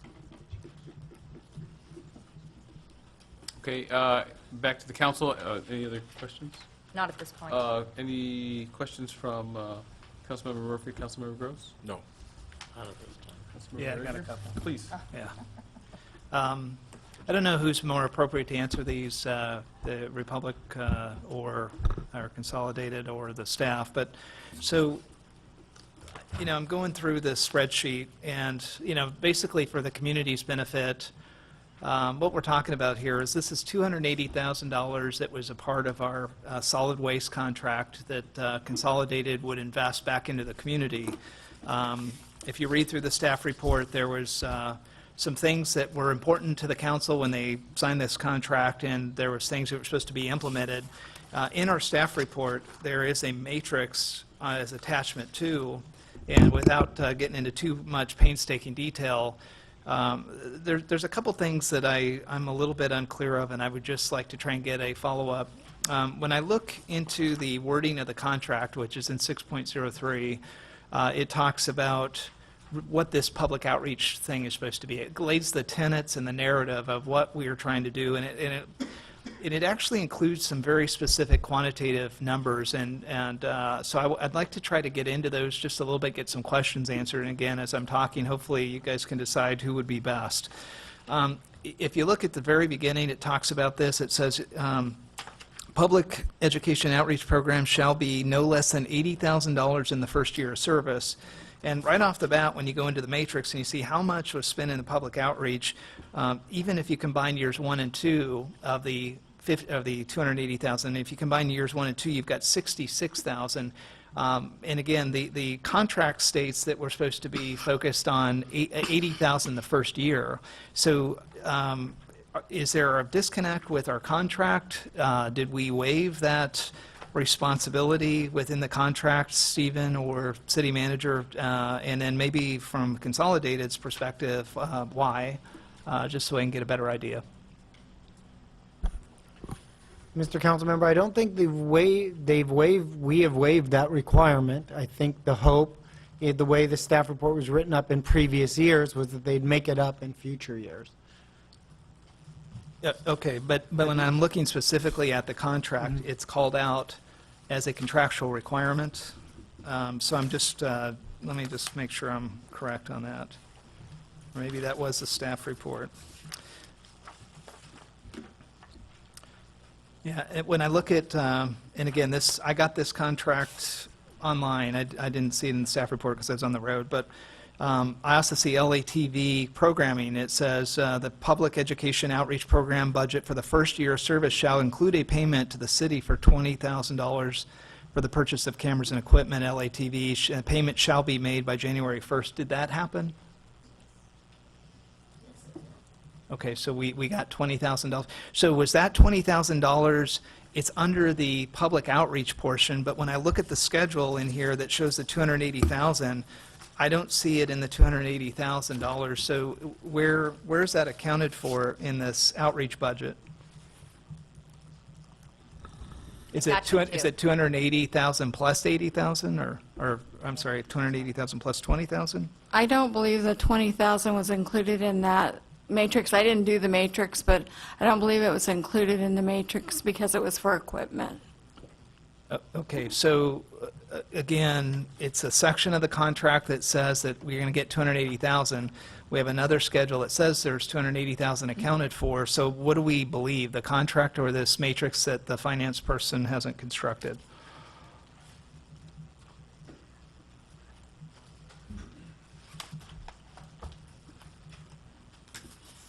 That was a question? Yeah, Councilmember I'll Brady. wait. I know everybody's Yeah. looking to try and answer it, so. Troy, Okay. paragraph 6.3, it talks about subsequent years. It's very clear that those 5 years add up to 280. Right. And that the 20,000 in that follow-up paragraph is not included in that 280. Okay, even though under the section of that contract it is. Yeah, I'm reading right from the contract. 6.03 has 80,000 in the first year plus 500 per year thereafter. So there's your 280. And then LATV program is a different paragraph that talks about $20,000 in it. But 6.03, where you're reading that, is the highest level, and then 6.03, 1, 2, 3, 4 are the sub to kind of give more details to the summary. I'm just, to be quite honest, I'm trying to figure out contractually, are we at a conflict where we have not honored the contract? We're definitely not on a spending profile prescribed by this contract. We clearly, either we've double booked, the 20,000, and I don't see a provision in here that says this is only for services versus equipment. So again, is it 280 or is it 300,000? And that's why I thought maybe Republic could let us know, or Consolidated could let us know what amount did they actually sign up to?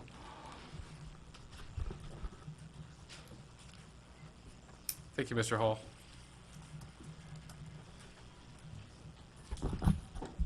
Good evening, Honorable Mayor and Council. Thank you for the time to answer a few questions. So in regards to the $20,000 payment to LATV, as was stated, that did occur. And the way that I'm interpreting the language, where it says the Public Education and Outreach Program budget for the first service year shall include a payment to city of $20,000 for purchase of cameras, et cetera, for LATV. To me, that says the $20,000 is included in that $280,000 figure. And unfortunately, it just didn't get in that matrix, as you said, so it is a little confusing. So we have to take 20,000 out, where Jerry's trying to pump up the fireworks a little bit with 10 to 20,000. We really don't have an extra 10 to 20,000. As it pertains to the LATV budget that's in there, yes. I think Okay. if you look at the total monies that have been spent and what's left to spend, I think, yes, there's a 20,000 figure you're missing. And then from your perspective, even if I added 20,000 to this matrix and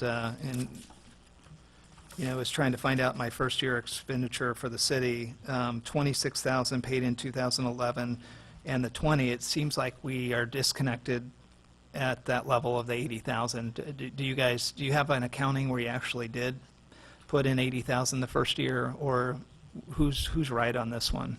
Staff, or did you guys actually do it? Well, I'm not here to say anybody is wrong. I think, first of all, I was not here during the first year of the contract.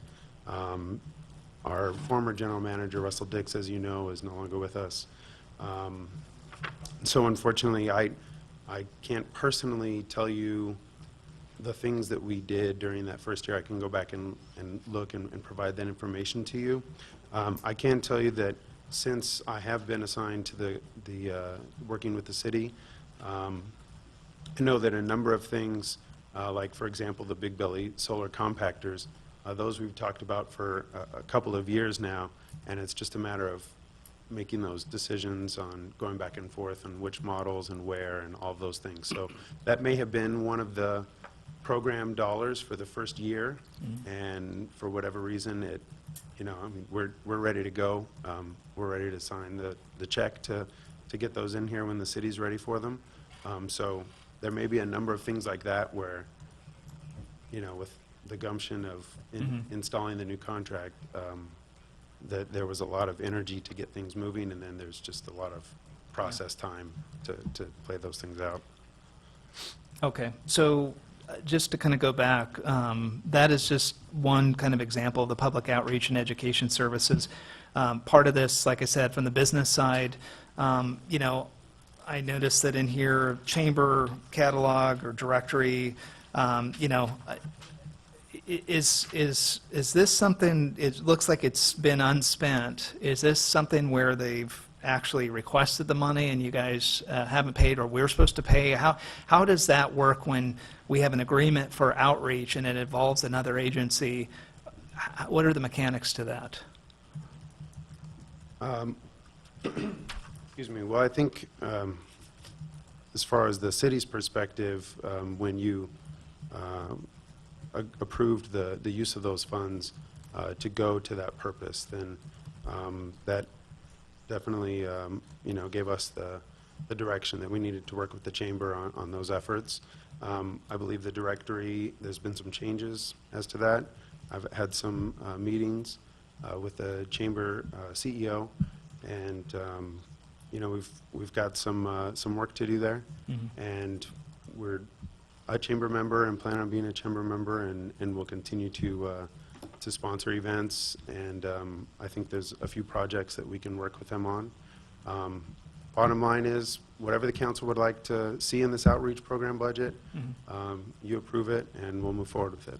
Yeah, I guess, I was here for the contract. I wanted to see, a lot of things in here. That one was pretty laid out specifically as, it's 2013 now, 2.5 years later, and we haven't done anything with the chamber. And in fairness to you, I just don't know if, I need to be pressing the city manager and say, hey, look, chamber should be billing the city, and then we bill you guys for a reimbursement. I mean, we've already negotiated that in the contract, or whether the chamber's supposed to call you direct. And so, we're just trying to make sure, city manager, from your perspective, are you clear then on what the mechanism is? Yes, and I have sent emails, and the chamber CEO has sent emails to me too, and I have forwarded them to Sam, so that the chamber is waiting for the assistance. Okay, how much in total are we outstanding? I mean, it's been 2 years. Is that 10 grand? Is that 15 grand? Is that? I would, we have the chamber CEO here. Maybe she could help us with that, but how much do they owe you? Yeah, come up to the. I'm Johnny Strohmeyer. Actually, as of right now, last year, they still owe $1,000 for the sponsorships. And then, so for 2013, nothing has come in. 2012, we did not. What we did was with it, rather than doing the directory, I talked with Sam, and this is when Angie was still here, and we decided that nobody's doing the book anymore, the book directory. And so we were just in the process of creating a new website.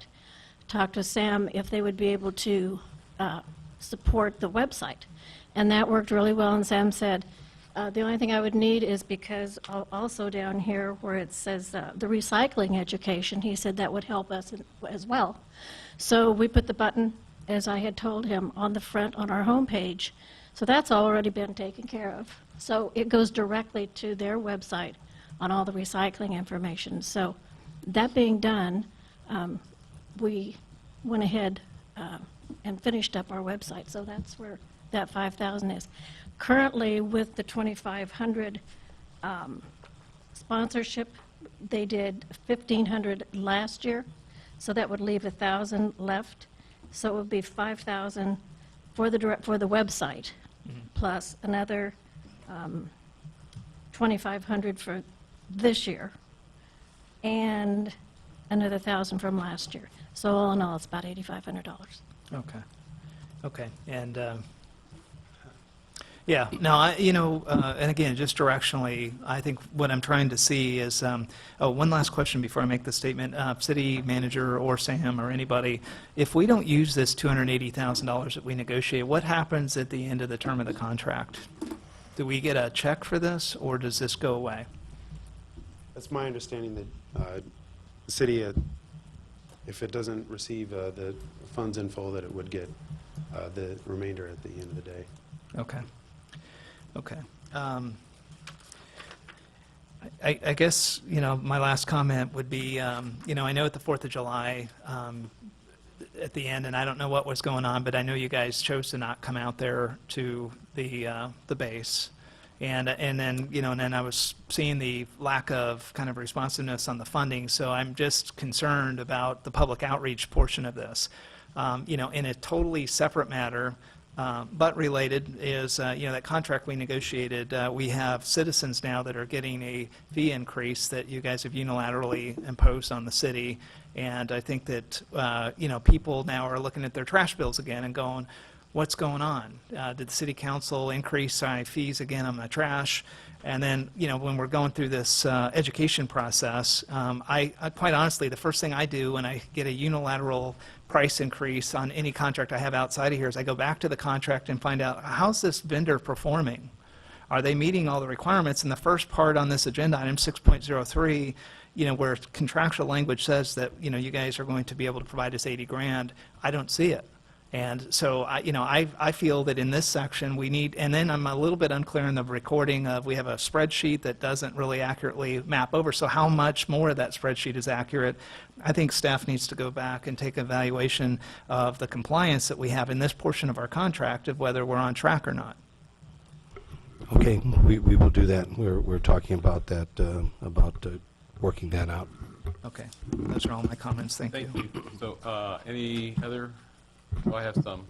So, Sam, appreciate you coming here, and do have just some more, I guess, general questions related to this topic, though.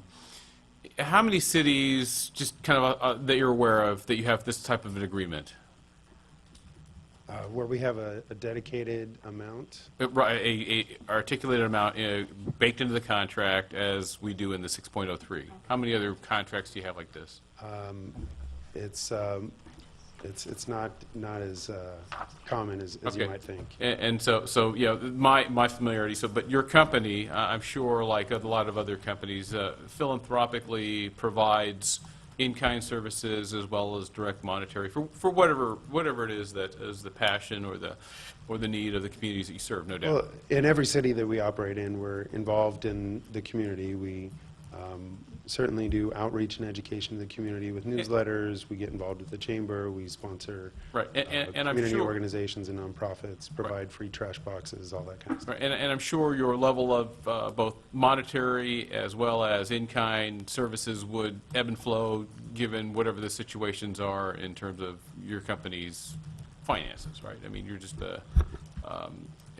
an entity that takes the money, spends money, and has payroll. Would that be a correct characterization? We have a budget like everybody else. Yep. Yeah. Okay. And so it's not steady state. And when I look at this, it just seems that this is a heck of a crazy way to force you to be, force philanthropy onto on a vendor, on a service provider. So that was kind of really where it's coming from. But, in a sense, though, unfortunately for you and for us, this is a contractual requirement, and I think it would probably behoove you to go back and look at what, you've all done in terms of both direct dollar spent and whatever in-kind that I don't even know if the in-kind services would factor into some of these things, but that I think was a matter of debate, as well as how city manager is going to go back and look at what we've realize in the way of the benefits outlined here. So that just, comments at this point, but it just, to me, it looks like this is not the best way to go about doing what I think we collectively want to do. But I do thank you for being here to address the questions that we, Sure. can't get addressed. Well, we're happy to be a partner with the city and be invested in the community, and we'll go back and look at what we need to show up there. Okay. Councilmember Grose? I don't know who prepared the attachment to, but there's all kinds of things on here that don't make sense, and in relationship to what the contract that's included with the staff report. And I'm hearing some looseness in the process of who pays who concurrent with the agreement. And so I would ask the city to go back and look through this thing, because if Consolidated/Republic is paying somebody direct pursuant to this agreement, we have no way of knowing unless there's either a canceled check or some type of communication to us that that's actually occurring. And it would seem to be appropriate that the payments go to the city, and then the city makes the payments back to whoever is supposed to have it. That way there's accountability from the city accounting-wise. Now, I don't know that we need to be a third party in this either, but if it was $80,000 that first year, according to this, we only budgeted $48,625. So there's a shortfall right there. It shows from the standpoint of what was paid, $26,200, with a balance of unspent funds of $22,425. So there's some real reconciliation here that has to go on. The same thing occurred basically in 2012, where $54,000 was budgeted and $44,000 was spent, leaving $11,039 in unspent funds. But again, the $80,000 doesn't seem like it was built into this thing on the front end. So the subsequent years looks like it needs to be a little bit adjusted downward to reflect that, so that the remaining years, the remaining 4 years is I guess, $50,000 per year, total from the standpoint of what was budgeted. This year, as an example, you had $70,000 budgeted, and according to the report, $34,100 has been spent. So, again, I'm not sure who prepared the attachment, but I think the attachment is very misleading to us up here, and we need policy-wise to figure out who's going to be paying who, so that there's some tracking in that process, that they're doing what they said they would do. Well, thank you, Mayor and Council, for pointing that out. We have a staff meeting tomorrow, and we can just take this spreadsheet, and then all of us go through this precisely. Okay. Yes, Councilmember Murphy. Just to join in with Dean, I was going to go over the same numbers. Obviously, the first year you asked for 80, and you only try to spend 48. Something's wrong, but it leads me to the bigger picture question. What is our city contract review policy? And I don't need an answer now, but if we could soon, how do we review our long-term contracts? Is there any procedure set up, or what do we do so we can not come up against this again, obviously? Thank you. Okay. Thank you. Thank you very much. So with that, we have a lot of discussion. Do we have a motion on this item? I'd make a motion to not approve this staff recommendation until we actually get a spreadsheet that calls out the specific amount for the public outreach program, so we can have a better understanding. Second. So we have a motion and a second, basically to send this back for additional work. Yes. Any comments, questions on the council? Okay, so with that, all those in favor say aye. Aye. Opposed? No, so it passes 5-0. Thank you very much for the discussion. Thank you, Sam, for appearing here. Next, I think we have G, which is Troy. Yeah, Troy pulled. Yeah. Councilmember Edgar pulled G. Can we have the staff report on that? Yes, Mayor and Council, this is the next step in the general plan update to lock in the draft land use plan, including 10 opportunity sites, citywide. What? G? Oh, we're on G.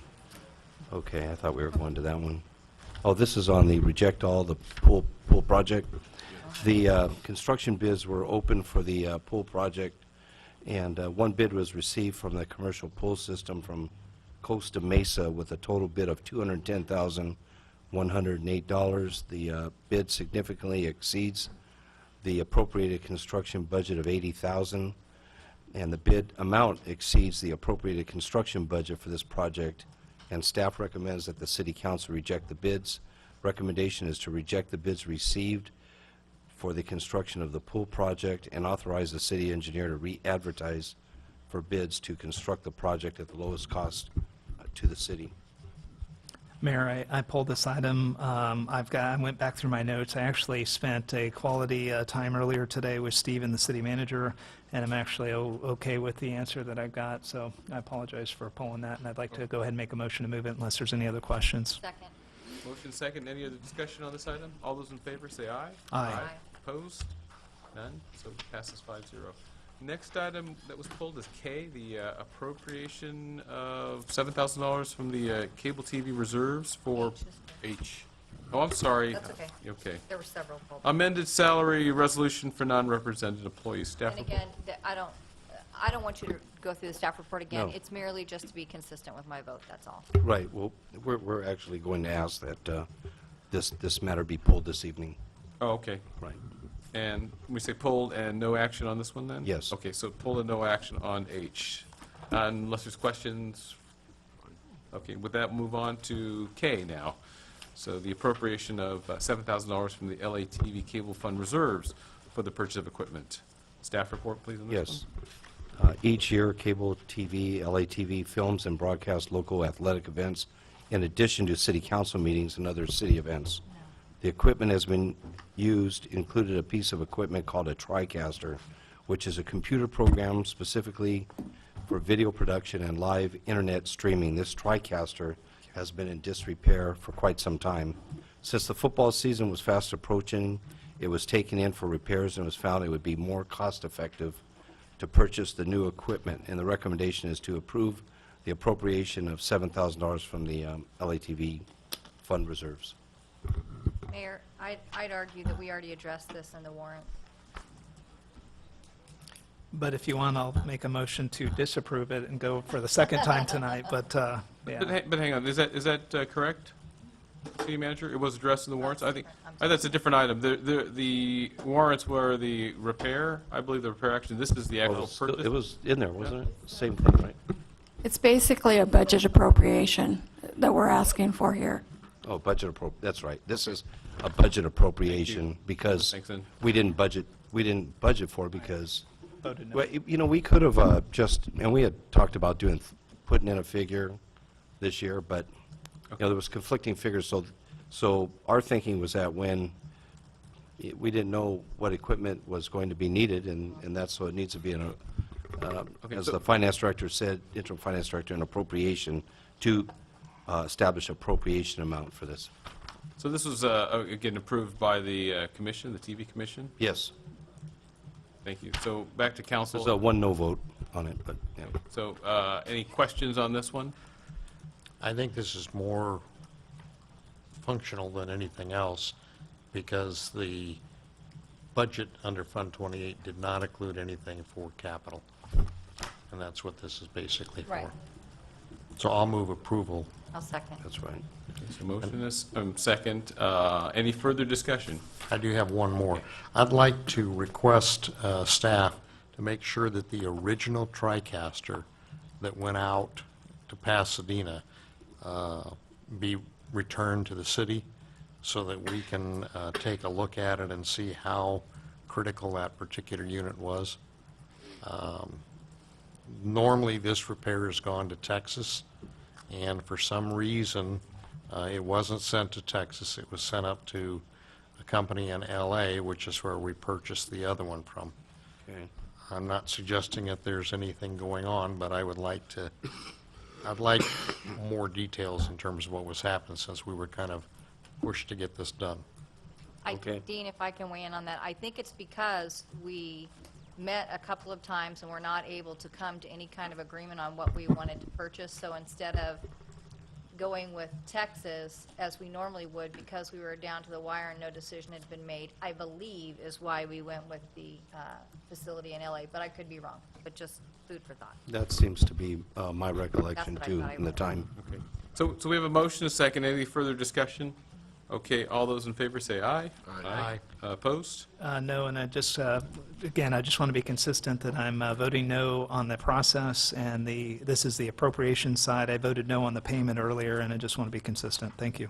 Thank you, Councilmember Edgar. Appreciate that. Okay, next on the consent calendar, final item is M on the consideration of 3-hour time limit parking request at the Laurel Park parking lot. Yes.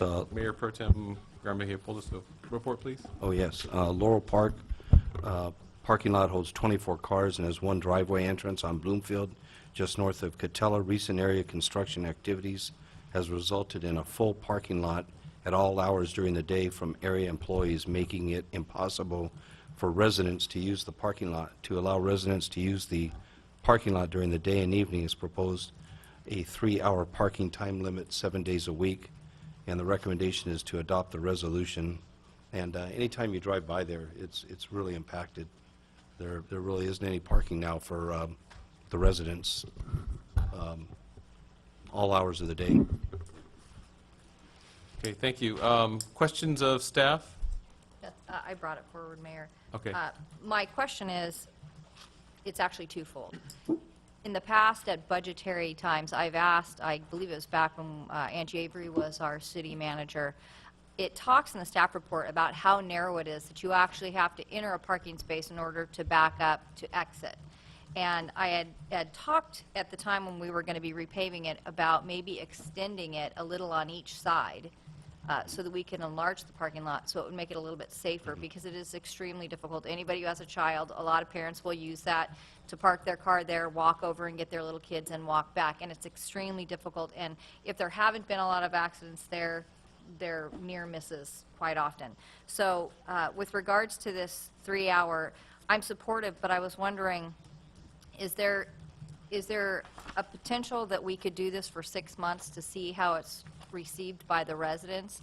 And then if we don't receive any negativity, then we just go ahead and implement it? Or would that not be a proper process? I'd refer to the traffic engineer, but I'd be for it. Well, city staff noticed that it was always full and the residents were getting use out of it. I was over there personally at noon, drove through it, and, if it was full then, it's been full at 7:30 in the morning, it's been full at 5. So it's there for the residents to use and they can't get to it. And people that do park in there are running across the street to go to a business. The traffic engineer recommended the safety issue, like you talked about, that there's too many cars using it. It does create a safety hazard in the daytime. So his recommendation was to put the 3-hour time frame on there. It would make it a safer parking lot to use, and it will allow the residents to get it. So we're just trying to be proactive for the residents in the area, especially since also the medical center has a shuttle service going on right now, and to take people to a parking lot off-site.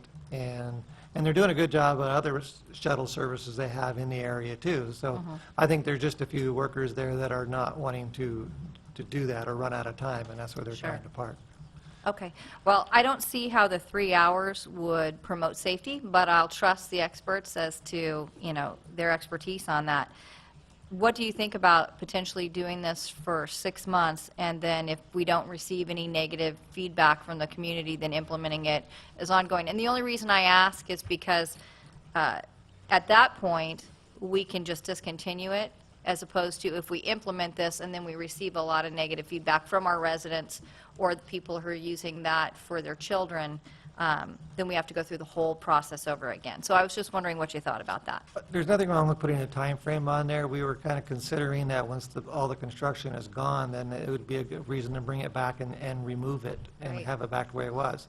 Is this going to be an issue just really during construction, which Okay. I think is about 18-month period. 18 months, okay, so perfect. That was just a question. I'll go with whatever the council recommends. I just wanted to make sure that we had a simpler option if we got as I said, negative feedback from the community.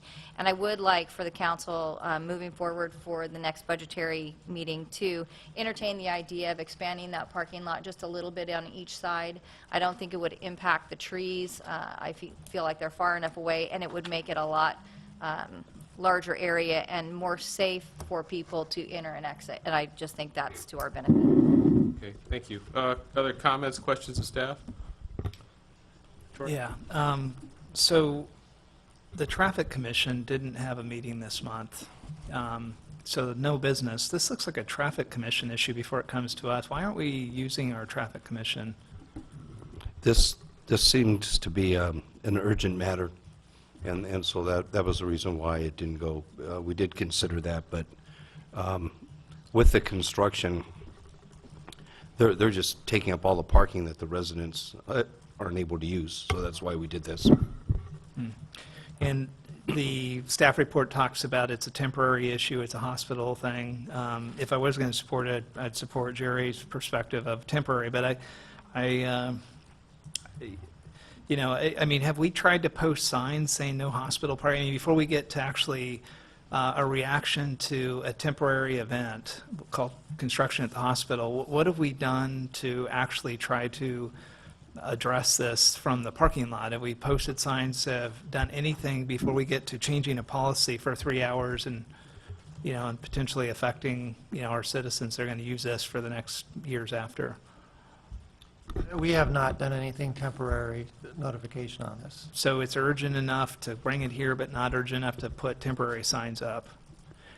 I would like to see this thing at a minimum go back to the Traffic Commission and put some temporary signs saying no parking, see if that does any change, and then bring it back. But I can't see, it doesn't seem, this seems like a reactionary item that, I drove by, I mean, even this area, I drove by and there's no parking.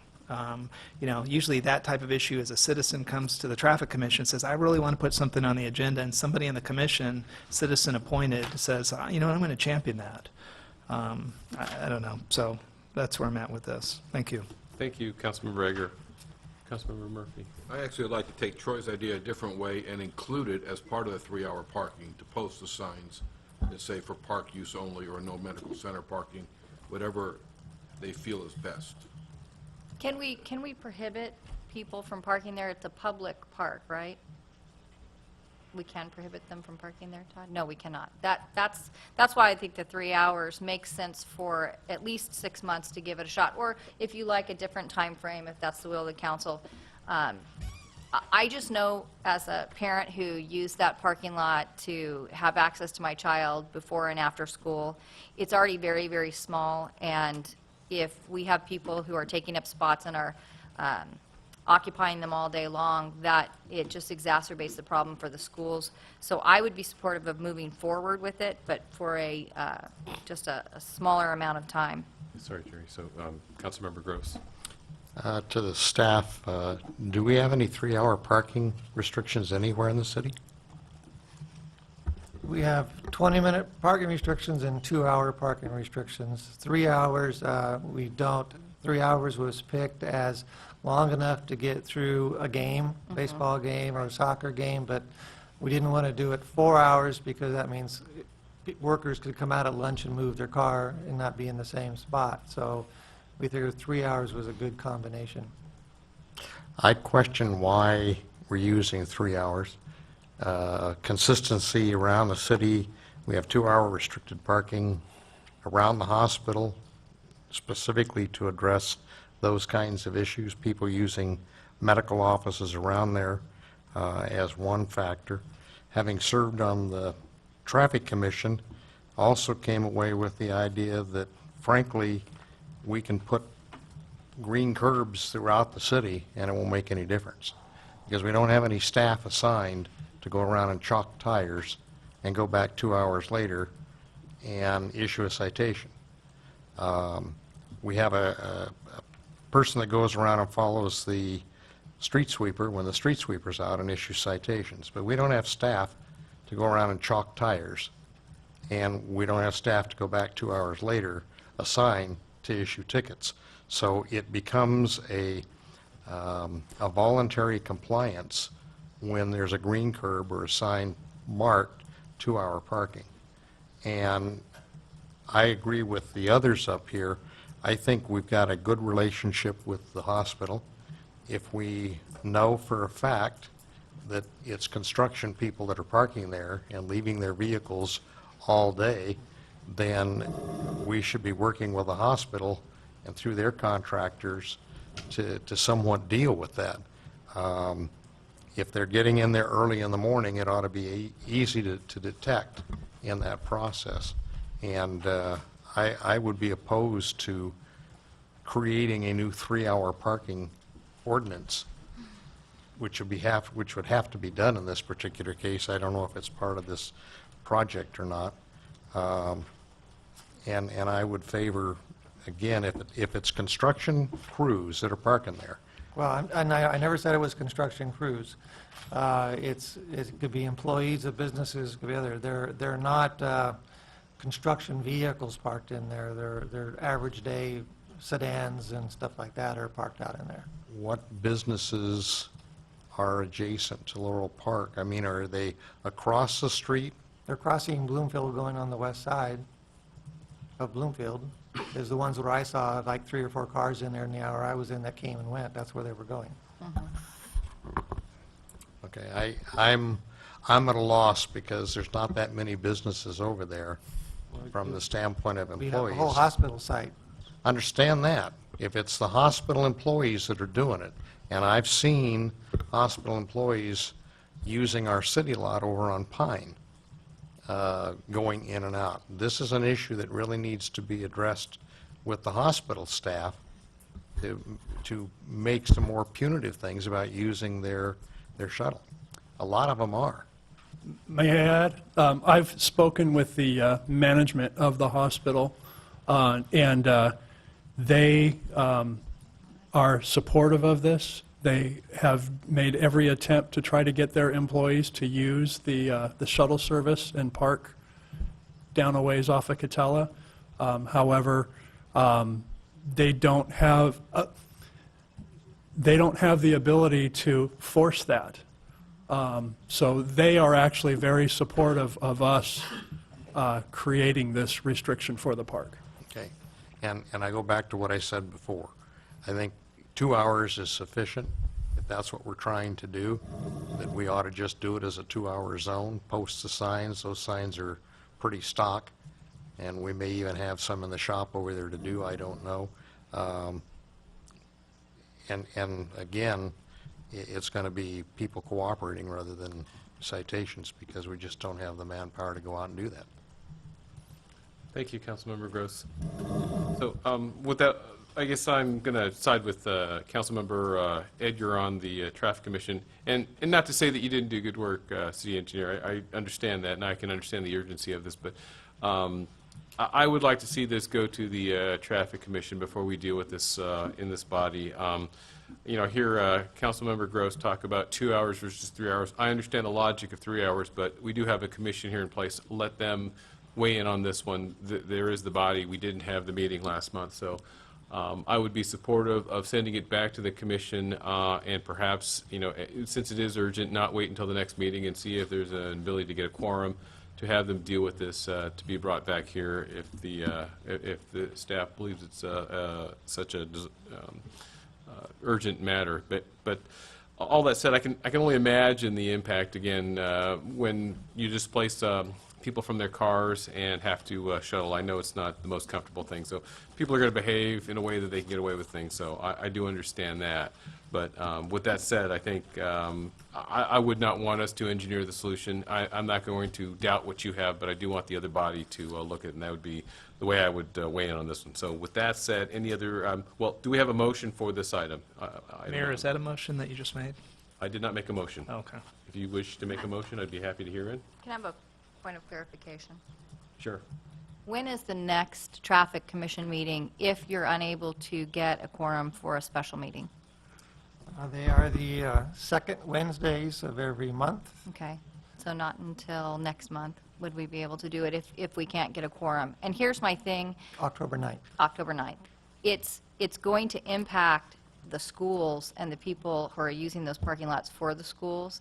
And a month doesn't seem like a lot, but when we're talking 5 days a week, that just increases the traffic of the people who are trying to get in and out of that school because they can no longer park in those because the people from the businesses are being displaced over into our parking. The chief of police has said that the hospital supports it. And again, we can do this for a short period of time and then decide that it's not a good fit. But I do think that there is a reason to address it tonight because it does have a really negative impact on, I would say, the traffic over by the schools because many people do use that parking lot, as I said, to drop off and pick up their children. I do support the 3 hours for the reason they gave. I've played sports over in that field. Corey, what is the duration of time that some of those games can go?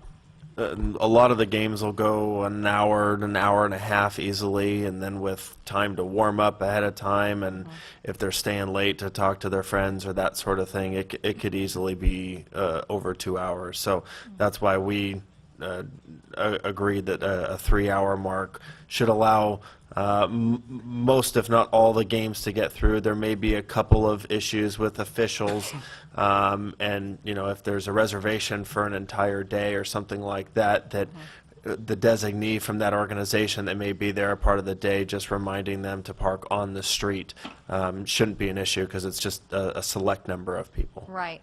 And Tony, Councilmember Grose brought up a point about having 2-hour signs already in our stockpile. Do we have that already? I'd have to go check, but we may have them, but the cost difference between making a sign that says 2 hours or 3 hours would be the same. Okay. So I would just urge the council to take maybe a temporary action for tonight to address the issue. It can go back before the Planning Commission. Maybe we only make it for 3 months or 1 month, whatever is necessary. I think that the Planning Commission, as the other council members have said, are going to come to the same conclusion. I just think that we need to take some kind of action tonight to give the police department the option to go over there and police it and make sure that people are not abusing the parking privileges. Okay. So is there a motion? I'll make a motion to move this to the Traffic Commission for further review. No, I'll make a substitute motion to actually pass this as it's here on the I second it. 3-hour agenda. I second it. Okay, so we have a substitute motion. Any discussion on the substitute motion? We'll take a vote on that, whether or not to move that forward. So all those in favor of the substitute motion, say aye. Aye. 2 ayes, all opposed? No. No. No, 3 noes. So substitute motion fails. So I'll try my motion again. I want to make a motion to move this to the Traffic Commission. I'll second it now. We have a motion and a second to remand this back to the Traffic Commission for their view. Would that be suitable, Councilmember Egger and Councilmember Murphy, if we try to expedite that with the Commission? So with that, City Manager, that's the motion. Is there a, okay, all those in favor say aye? Can I ask a question real quick? Oh, sure, discussion, yes. Councilmember Grose, are you opposed to this because of the first motion that was made by Councilmember Murphy because of the 3 hours as opposed to the 2 hours? I was going to ask a clarification from your statement because that's something I didn't understand either, and that is this lot's being used to drop kids off and pick kids up from LAE. Because here's my thing, my offer to you is, even though I believe the 3 hours is the best case scenario because of the reasons that were mentioned, if you're reluctant to move forward with it tonight because of the 3 hours as opposed to the 2 hours, I'd be willing to amend my motion to go to 2 hours to get us some kind of a relief for now, and then we could send it back to the Traffic Commission to see if they wanted to expand it to 3 from 2. My concern again is I don't think we have any city facilities within the city that's intended to be used by the school district for turnaround. In fact, the community center specifically posts signs about not doing that adjacent to Oak School. There's other schools where the same thing occurs, and I certainly don't want to condone using this lot for that purpose. They have wooden horse that they stick in the middle of the street, which has been a bone of contention. I understand. The school district needs to address how they move students in and out and drop-off zones. They've got the same issues over there at the high school. So, I mean, if this is temporary parking that's occurring at 8 o'clock in the morning and at 2 o'clock in the afternoon, then this tends to be a knee-jerk reaction on all of it. If these cars are parked there, start at 7:30 in the morning, and those same cars are there at 3 o'clock in the afternoon, then that's one issue. But if it's temporary filling in and leaving, and I think most of the sports activities occur in the afternoon, they're not occurring in the morning, so this wouldn't have an impact in that regard as well.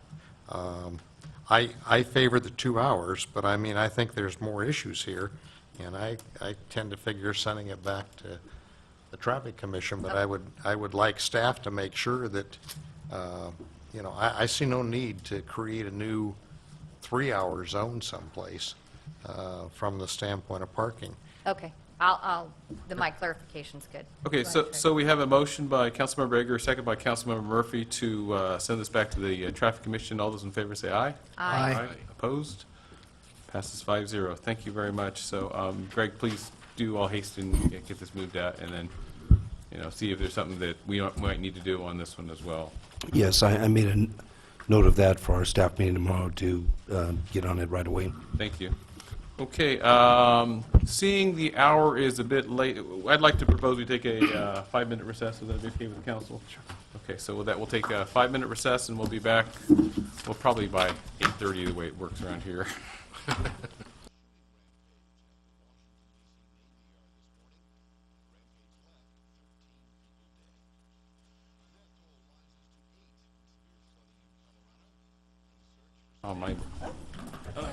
Back to order. Next item up is item 9A, which is the zoning ordinance amendment 13-02 for secondhand dealer / consignment store definitions. May we have the staff report? Yes, Mayor and City Council, this is a zoning ordinance amendment to clarify contradictory definitions of the terms secondhand dealer and/or consignment store citywide. The recommendation is to open the public hearing, introduce, waive reading in full, and authorize by title only the ordinance. And this talks about the definitions of secondhand dealers and consignment stores, and there's been confusion because of conflict with the state and our code, and I don't know if our community development director would like to expound on this anymore. Sure, thank you, Mr. City Manager. The Los Alamitos Municipal Code in 2 different sections has 2 different statements and definitions of secondhand dealer consignment store. One focuses on a retail establishment, and the other one focuses on a person who engages in businesses. These 2 definitions have created confusion at the counter for enforcement, where people try to tell us what they are and what they're not, and we try to say, yeah, but over in the zoning code you are this. Then they'll say, oh yeah, in the business license code I am this. So we thought it was time to bring this back to the City Council to amend this and to throw out both of them and adopt the state definition and bring everyone under that one umbrella. That's all this is not concerning a specific property or property owner. This is just to eliminate confusing definitions for easy enforcement at the counter. And with that, it is a public hearing, so it would be appropriate to open the public hearing. We are available if you have any further questions. Okay, so before we do that, questions of staff by the council? No. Go ahead, Dean. So, we've talked about pawn shops and secondhand dealers consignment-wise. If I already have a business and I want to receive property that has value and resell that property, is that restricted by zoning in terms of where it is based on what we're doing now? In the future code, if you are buying, selling, trading, taking in pawn, accepting for sale on consignment, accepting for auctioning secondhand tangible personal property, it is. It is what? It would be a secondhand dealer in this new section of the code. Okay, and so is that restricted by zone to a particular, I mean, by zoning ordinance to a particular area of the city, or is it just identifying it? It's conditionally allowed, which is, in the use table, you have permitted uses, conditional uses, and not at all. It's conditionally allowed in the CG zone, which is our biggest retail zone in the community. They would still have to come for a conditional use permit? They still have to come to us for a conditional use permit. Yes, it's not a permitted use, it's a conditional use. And that conditional use means that they have to be subject to a public hearing and subject to conditions that the Planning Commission is able to enforce upon them in order to make sure they're regulated properly. Also, secondhand dealers have to go through a fingerprinting and background check with the police department. Okay. And there's no other zone locations where those are permitted? Not permitted, no. No. So if someone wanted to do it in a different zone or wanted to do something similar to this, they would be restricted from doing so? Correct, but this code doesn't have anything to do with where. Oh, I see. We're not changing that. This is just the definition of who is what. Okay. We are not recommending that we change where they can operate. That's certainly a topic for a different time, if that's a concern, but that's not in this section of the code. That wasn't part of the public hearing notice. Okay, thank you. Okay, any other questions? Sure. Stephen, we had a couple of ladies that came forward, I think it was a year or two ago, that have a consignment store. How is this going to negatively impact them, if at all? New to you? Is that the one? I can't remember. I just went through my papers and found their little petition letters that they signed. This wouldn't. New, they would, someone that's already existing in our city's grandfathered in, they have all the proper approvals. They wouldn't be coming to me for a zoning approval for their use in an area and try to fit in a definition. They'd just have their annual renewal Okay. of their business license. So now, if you had someone identical in business practice or business, standard, they would just have to come to us and get a conditional use permit. That's the only problem that they would have. Correct. They'd have to find a site that's available in the CG zone, Right. which is mostly along Los Alamitos Boulevard, but also on Catella, there's Right. some CG zones. And then they would have to apply for a CUP. That CUP would be analyzed by staff. Staff would provide a recommendation to the Planning Commission. The Planning Commission would render a decision. That decision would be final unless appealed to by the city, appealed to the City Council within 20 days or brought up for review by the City Council Great. within That's the only 20 days. question I had. Okay, so I have questions, a few. So how were they approved before if these were in conflict? Like the new to you or whatever the most... There hasn't been one that tried to squeeze in on definition that I am this, I'm not this. There's never been one, but we noticed through the process, no one's tried to use it against us and taken it further to the commission level. They've just tried it at the counter. So basically on these conflicting definitions, they haven't resulted in someone not getting approval? Correct. Or getting their conditional use permit approved? Or someone getting one that shouldn't have gotten one. Neither of those have happened. Okay. Okay. With that, any other questions from the council, staff? Okay, I'm going to go ahead and invite public comment. Open the public hearing for item 9A. Member of the public wishing to speak. Thank you.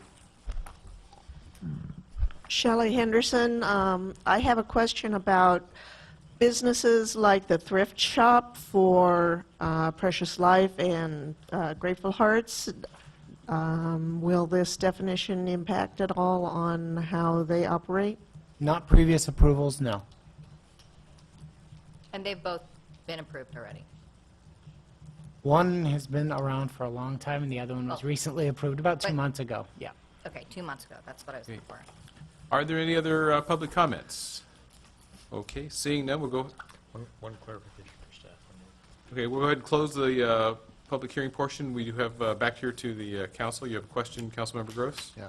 Steve, over on Los Alamitos Boulevard, south of the north of the Remax real estate building that's there, there's 2 or 3 little small shops that are vacant, Mhm. that have had consignment store businesses in there that seemingly haven't managed to make it. Conditional use permit goes with the land. Yes, but there is some interpretation in law that says if abandoned for 30 days, it's abandoned. If the use is abandoned for more than 30 days in our schedule, then it's abandoned. But we would have to take action to make sure it stays abandoned. Okay. I'm just wondering if that means that somebody could go in there and open up a consignment store, since it's been used that way before, if a CUP was issued already for that property. If the CUP was issued, which means that they probably obtained approval after 2006, prior to 2006, our old code didn't require a conditional use permit. So if they came in after 2006 and had a CUP, staff, since there is no impact thus far, we would probably let them to go back in. If we really wanted to prevent them from going in, we could exercise that 30-day option allowed in the code. Okay. No other questions, thank you. Okay. Thank you. So is there a motion on this zoning ordinance? Comments. Oh, I'm sorry. I didn't have any questions, but I Okay. definitely got a couple Thank you. comments. Please. This item is it's interesting from the perspective is I think that there's a bigger message in this staff report. And I think that as a council, we need to kind of look into this a little bit more. You know, the bigger picture here is that we have a significant challenge where we've had a pawn shop come into our town. We have established secondhand dealers. We just had a thrift shop approved on our main retail corridor. And, you know, and I think, you know, we're sitting in our general plan, and on one side of this issue, we're saying retail is the most important thing, preserve it at all costs. Shop Off comes next door, says, I want to put something there. We're like, well, you know, obviously no official view, but I think a lot of people in the community are like, not residential, we want retail.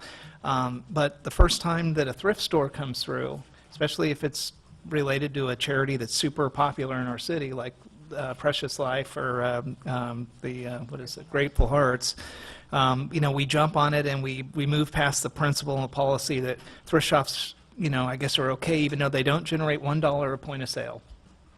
So from my perspective, I looked at the Planning Commission and I watched them deal with this issue with the thrift store.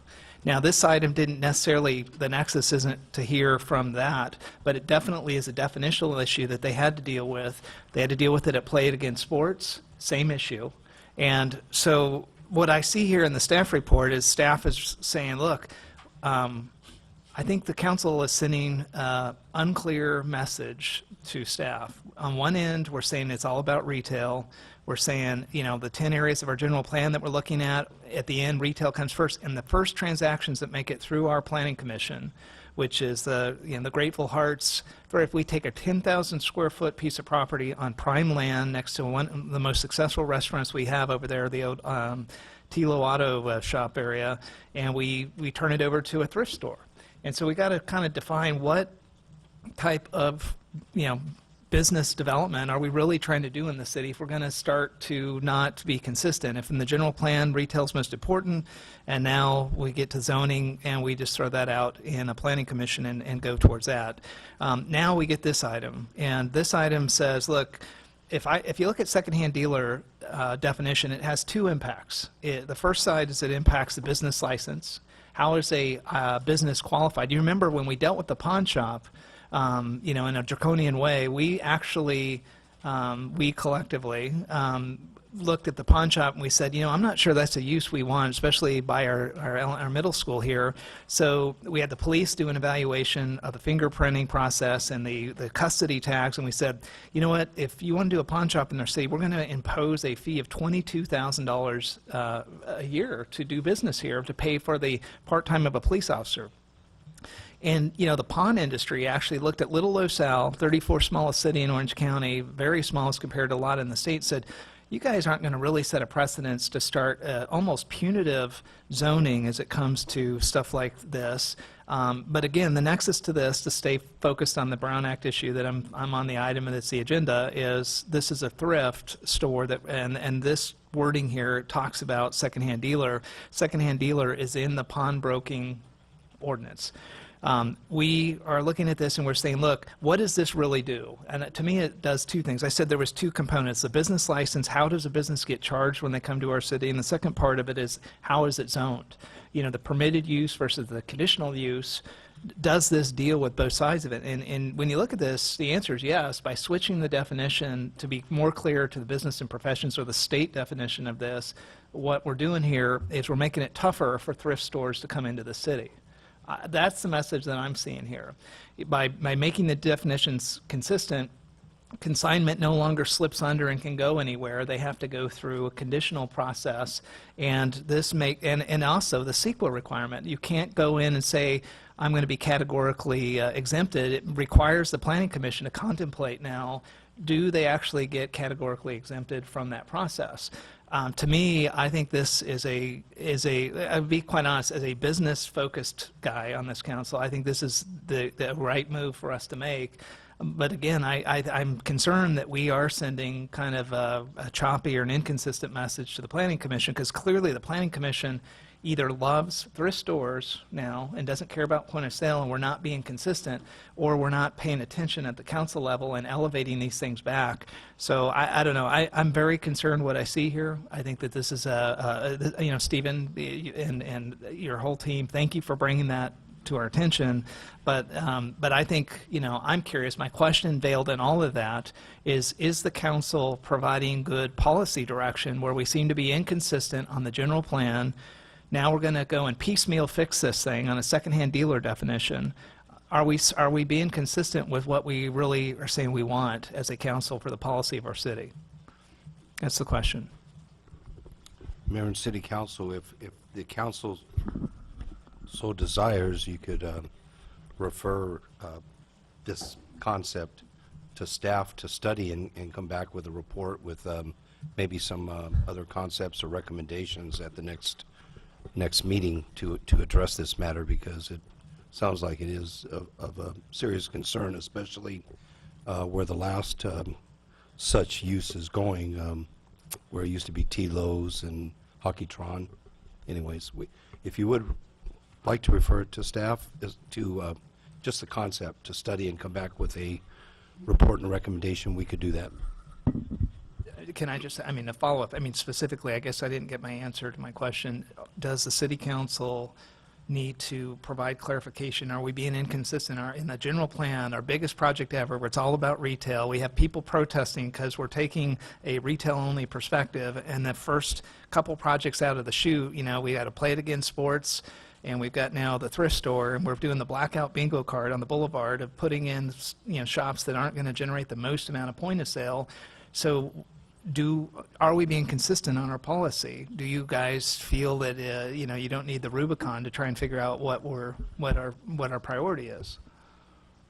As Stephen or you know, like I said, because we just approved the general plan, we're sending it to EIR, and I'm not sure we're fully convicted. Well, if I could be so bold, the general plan that we're working on is not enforceable today. Staff can't use it as a point of reference with any application that comes to the counter. Mm-hmm. One of the plans with the general plan is to get the general plan on a policy level approved, then go into design standards, and then the zoning code that enforces that general plan goals. We don't have those things.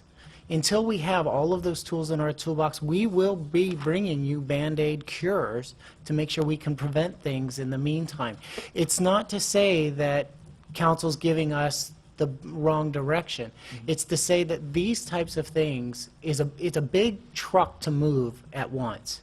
General plan is the policy level. Then we get into design standards of how we want the boulevards and the retail locations to look. Then we get into the enforceable zoning code afterwards that then is consistent with that general plan you just pushed. Mm-hmm. You have a general plan that is one of the most stale documents. I think we all agree with that. You have zoning code that you're constantly frustrated with how it's written and how it's defined, but we've never done a wholesale revision of that. Those are things to come, and I promise you we'll get there. But we're not there, so you will have these kind of items come to you until then. So I guess the indirect communication that I'm trying to have through this process to the Planning Commission and through this process to people out there that want to start a business, please, no more thrift stores.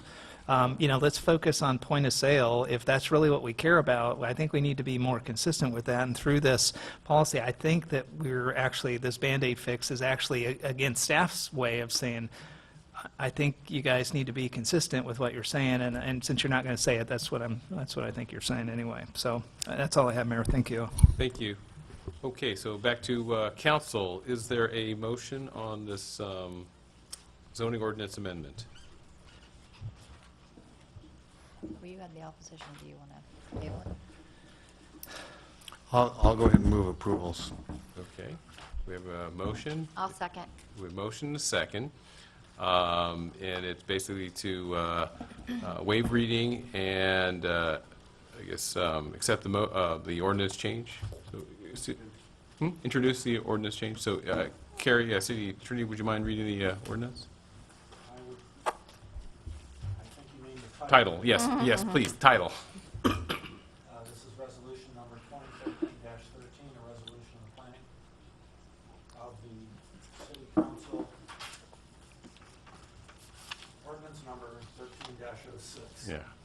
An ordinance of the City Council of the City of Los Alamitos, California, approving zoning ordinance amendment ZOA 13-02 by adopting an ordinance amending the Los Al Municipal Code sections 17.76.020 and 5.36.010 concerning definitions only of the terms secondhand dealer and secondhand/consignment store, parentheses citywide, parentheses city initiated, and directing a notice of exemption to be filed for a categorical exemption from secret.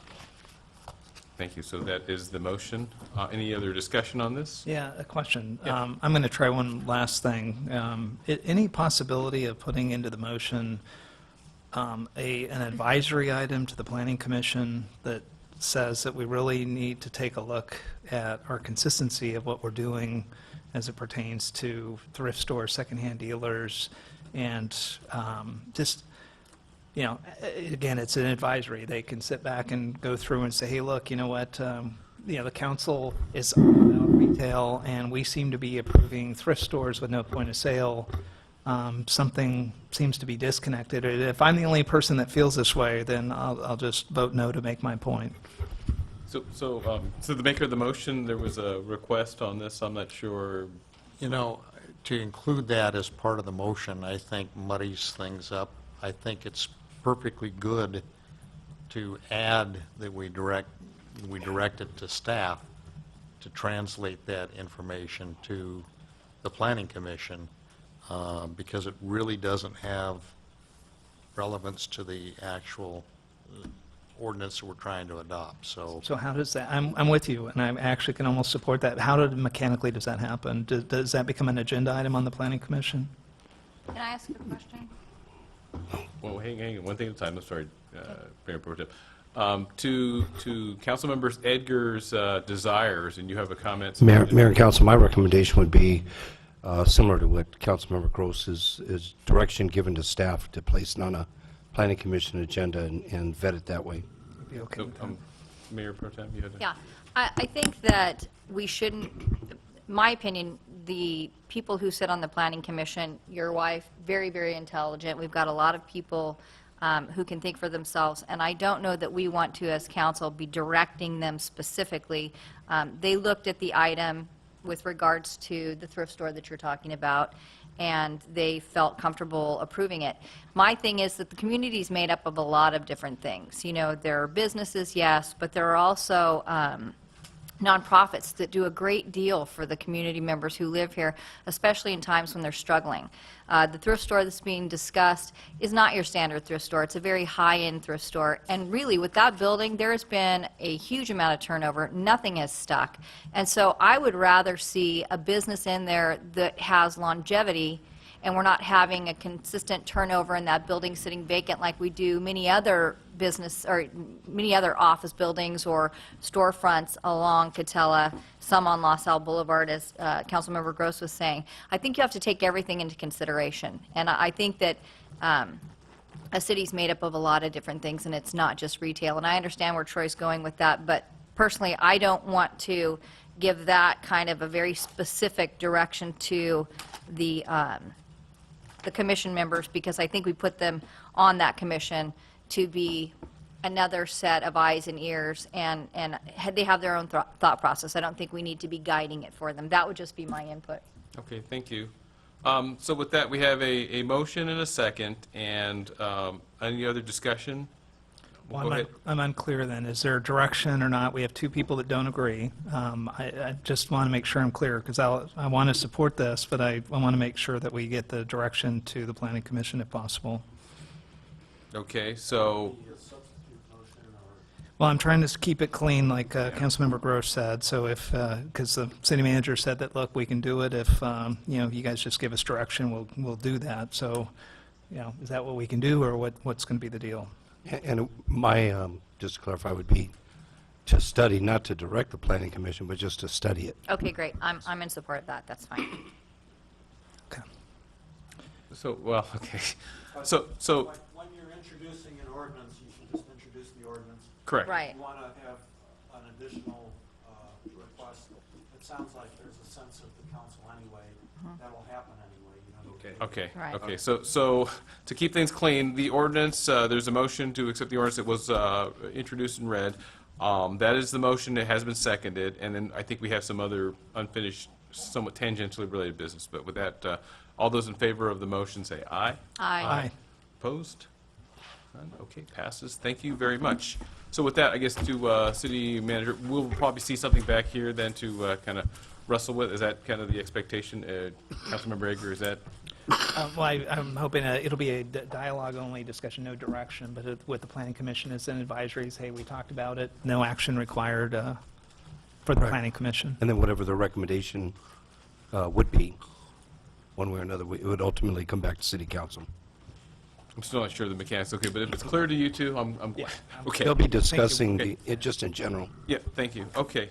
Next item would be 10A, Mayor and Council Initiated Business. I'll just put up for grabs. Anybody want to go first? I'll go first. Thank you. I attended the vector control meeting, and we had a really great PowerPoint presentation. One of the things that was really on the upswing over the last 2 years is the typhus issue with fleas. And I'm bringing it to your attention because over the last 2 years, it's more than doubled in the amount of people who have been affected by it. The typhus is carried by fleas, and those fleas generally start with maybe a wild cat or maybe a possum, transfers into your yard, your cat picks it up, brings it into the house, and then it can affect you. One of the things we did learn is cats have special fleas. They're not the same kind of fleas that squirrels have, so it is very specific. It's not usually transmitted via your dog, but absolutely through your cat. So I would just say that one of the recommendations that they made was to treat your animals with, say, Advantage, and I'm not pushing Advantage, but just for lack of better use of terms, Advantage or a flea kind of repellent, because that actually helps limit the amount of exposure that you might have to this disease. Also, we were able to move forward with the public relations that we've been talking about that will address the recommendation from the, gosh, I can't think of the name of it. Cheryl Brothers sits on it. What is it? LAFCO? No.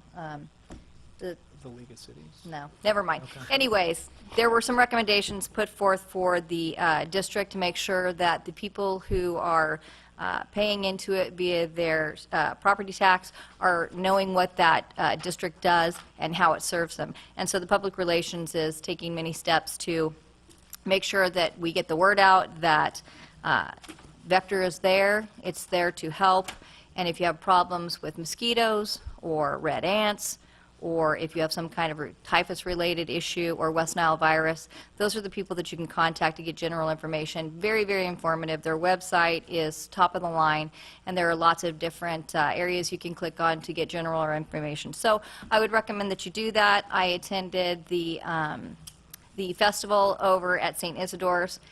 I just have to say, I haven't been very involved with St. Isidore's over the past couple of years. I've been to a couple of events, but when you spend some time with the people who are there trying to save that church, there's so much of a history there.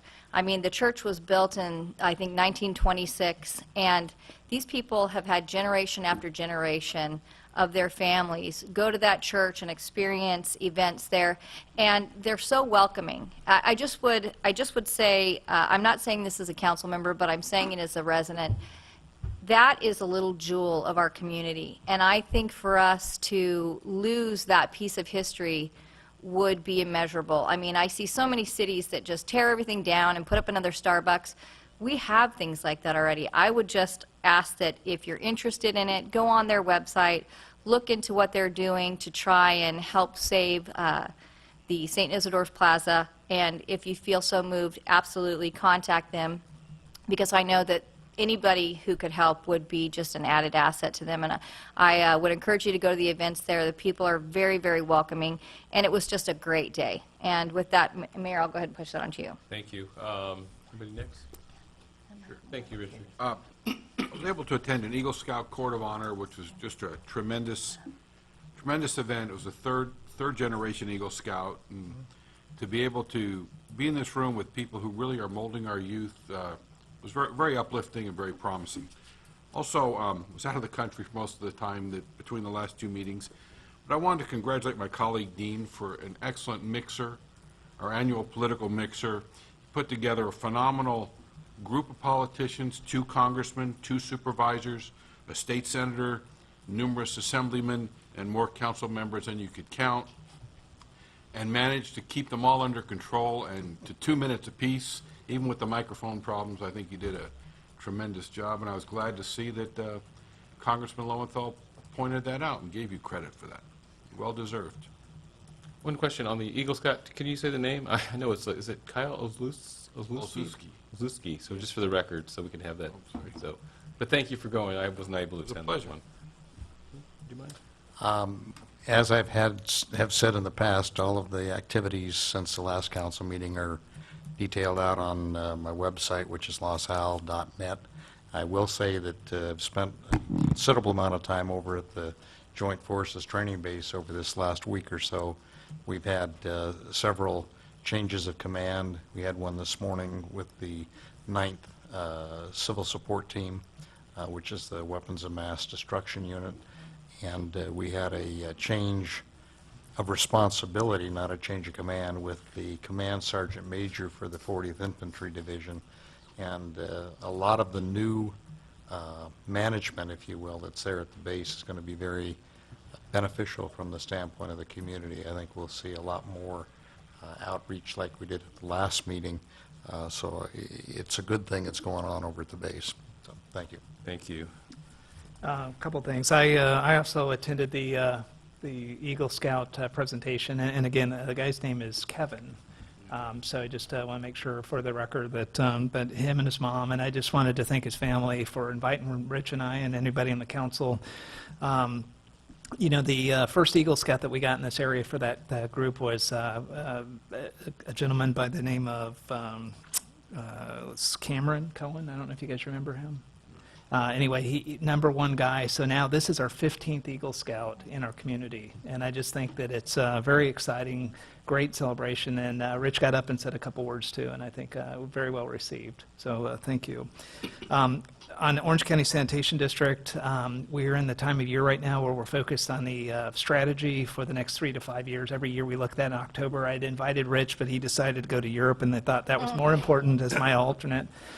Rich, the second part of that meeting is in October, on the second Wednesday in October. If you would join, 2 important items that are coming out of the Sand District is our focus on recycling. Obviously, the water, 70 million of 200 million gallons a day that we process goes back into the groundwater, which is what we talked about with the GWRS folks, or the Golden State guy. And the second thing is the environmental protection with the beaches and the watershed and all that. So I wanted to congratulate Cottonwood Church on its 30th anniversary as they moved, obviously, and then they're in Cyprus, but they had a huge event over the weekend for 30 years being in the community. And just congratulations to Pastor Janet and Bayless in Conley, and it was just a great event. St. Isidore, echo what Jerry said, unbelievable event that they had over the weekend. And, you know, I wanted to publicly thank Asher Klein, who's in the audience from the Orange County Register. You know, being on that board for the last couple of years and going through different phases of involvement, it's been so tough to watch trying to get the communities behind it. And Shelley Henderson's out there too. Everybody has been very helpful, and the News Enterprise. I don't want to forget anybody. But I'm you know, guys, this is the final push. And thank you so much for putting your focus and attention to helping, you know, raised about $280,000 of the 1.2 needed. So we're in dire time right now. The local parish, as called out in the last article, has been transferred from the Orange County Diocese, who we originally did the deal with, to try to even buy this, and then we did a second deal to try and get them to extend it. So we're on our last extension, but the property's valued at $1.2 million, and out of the blue, to be quite honest, they've now transferred it from the Orange County Diocese to the local St. Hedwig parish, and at the same time the parish has new leadership and a pastor there, and so not one that a lot of us have a relationship with, like Pastor Ken.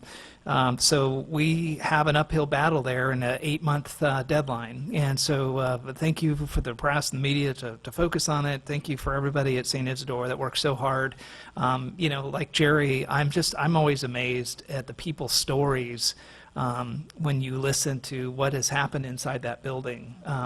Believe me, I'm a little bit cynical sometimes, and when I hear these stories, I'm just very compelled and a huge believer. And I think that the city, as the mayor said in the article I was reading, his comments, you know, you have mixed opinions up here about how the city should get involved with this, but I think in the end, you know, we'll do the right thing, whatever that is, and the council will have to deal with it then.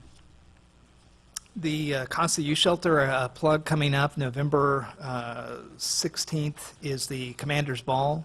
I just want to encourage the community. We've got, you know, we're trying to get 600 folks there to that. It's always a big push. You know, if anybody in the community is interested in getting involved with Acosta Youth Shelter, even if you're not directly involved, call, you know, the city and talk to any of the city council members. A lot of times we have tables that we've bought personally to try to bring friends in and new people into the Acosta Youth Shelter, and there's always a couple extra seats at that, and you have a great time and you get involved in this community in a very important cause, which is to take troubled teens off the street and to provide them a safe house and to get them into a situation where we can eventually transition them back to a safe house outside of Acosta Youth Shelter. Everybody has been focused on OCTA, and you know, I wanted to make kind of a message back to the community. I got a lot of calls after Garden Grove decided in the middle of the OCTA project it'd be a great idea to take and rip up Valley View, which is part of our mitigation strategy to send people from here to Valley View to get on the 405 freeway and to get off there, and that didn't work out too well. So I had an opportunity to go meet with the city council member down there, Steve Jones, and you know, encourage staff to continue the discussion. I'm told that it won't be too much longer. They're taking one side at a time. So right now it's primarily been the north side coming up from the freeway. But anybody that knows, my business is up there. It took people getting off the freeway 45 minutes to go 3 miles up there. And you know, something we had to talk about on our website possibly is we had to talk about if the Garden Grove impact, you know, we give some OCTA advisors, but we ought to talk about what that project is and whether it will impact people, because I'm getting a lot of people asking me those questions.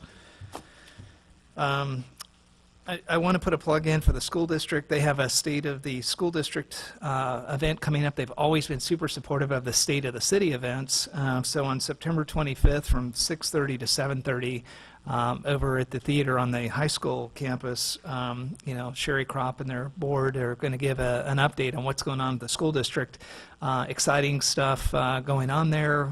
Progress on the Measure K construction. What's going on with their scores. A lot of people in my community are very interested in what's going on at the field with the lights. You might want to go take that up over there if anybody's interested. So a great thing. So again, September 25th, 6:30 to 7:30, State of the School District. Lastly, I just would ask staff if you can just give a really quick 1 minute overview of the construction for the hospital groundbreaking, which I wasn't at the last meeting to report on, but we had a great groundbreaking at the hospital. Last report, and I do keep kind of close tabs on it, 40 concrete trucks moving through the last week or the week and a half ago. Anybody interested in a construction update, contact the city manager. We'll send you an email because we've asked them. They put out a really good weekly status on what's going on, the construction, the impacts. Very similar to what we talked about with the parking over at Laurel Park, is that the hospital's been very reactive to any concerns that we've had. And Steve or city manager, if you guys, can you just give like a 1 minute, just anything unique going on with the hospital that might be worth reporting to the community? Well, it's fun to watch. I mean, and the contractors are bringing in as many as 9 trucks per hour in concrete to get the footings in for the office building, and then 9 trucks per hour. Now they're pouring the footings for the parking structure. That's a very interesting process to watch in a small community where you don't have buildings of this size built this often. So it's a great opportunity for everyone to see what goes into making these projects. Cool, great. Thank you. That's all I have. Okay, thank you. So mine will be simple. I had a chance to meet with the Orange County Fire Authority on a funding issue that we'll see how it plays out with respect to the structural fire fund and the participating cities, notably Irvine. So there's some concerns with that, and I think City Manager, you had attended something similar, right, in terms of that? It was with the city manager's equity. They called it equity yes. funding. So there's that coming up with the Fire Authority. And I do want to thank Councilmember Edgar and Councilmember Murphy for attending the Eagle Court of Honor. I was unable to make that as we were getting our son off to college that day. And then I do want to also echo the sentiments about Councilmember Grose's pulling together the legislative mixer. I attended that. I was able to lead the pledge, which was a very high honor and privilege. Appreciate that. But I thought it was a well-attended event, went very smoothly, and it was putting legislators in touch with legislators, and it was, I think, one of those good things. So, and it happened on the base at the 79th Sustainment Building, and that was just a fabulous venue to have it in. So, did well done, and I want to appreciate, thank you there for that. I guess the other thing coming up, we have Congressman Lowenthal, the visit, and I think you're all set for that. So, appreciate. Councilman Murphy, Mayor Pro Tem Mejia going to attend that, and I think the agenda is still taking shape. I think it's pretty much fleshing out there. And then I think with that, just go ahead and bring it back to, we'll close our portion of it, and then City Manager, City Attorney, any report? Yes, thank you, Mayor. In the weekly this past week, I had an article there that our LATV Commission Chair gave me, talking about meeting with the congressman, that there's some legislation in Washington about some potential for cable TV. So maybe that's something that we can discuss with our congressman. I also had a call today, and it was a referral from Mayor Pro Tem from a woman with an organization that would like to speak about human trafficking. I know our chief of police, it's a terrible crime, attended a rally last week, and so this is an organization for our next meeting. I too would like to echo the mixer. It was probably the most impressive mixer I've ever been to, and there was a couple city managers, just including a college classmate of my wife's, who's the city manager of Sewell Beach, Jill Ingram. And then also I want to thank Councilmember Edgar for introducing me to St. Isidore's. I'm hooked now. My wife and I have become members. We've been going almost every Thursday, and we went this weekend, and want to thank Mayor Pro Tem Mejia for Graham-Mejia for her hospitality while we were there. We had a really good time. Thank you. All right, so with that, we'll go ahead and adjourn this meeting, and we are going to continue item 3, closed session, and those have been previously announced. Mayor, can I just add the Lowenthal meeting? I'm not part of the contingent, but you and I had met with the congressman, and I wanted to pass on that last Friday, we heard from on our federal grant that you and I had lobbied to try to make sure we got a 6.4% reduction, which was minor compared with the sequestration going on. So if you guys get a chance when you do talk to the congressman, tell him thank you for the support. We were able to, I mean, that's one of the most critical grants for the Acosta Youth Shelter, and I wanted to pass that on. So we did bring that to the congressman's attention. That was your, your burning issue, so that was good. So Thank you. yeah, thank you for bringing that up. Okay, with that, we'll go ahead and go into closed session, and any reportable items we will bring out after we're done.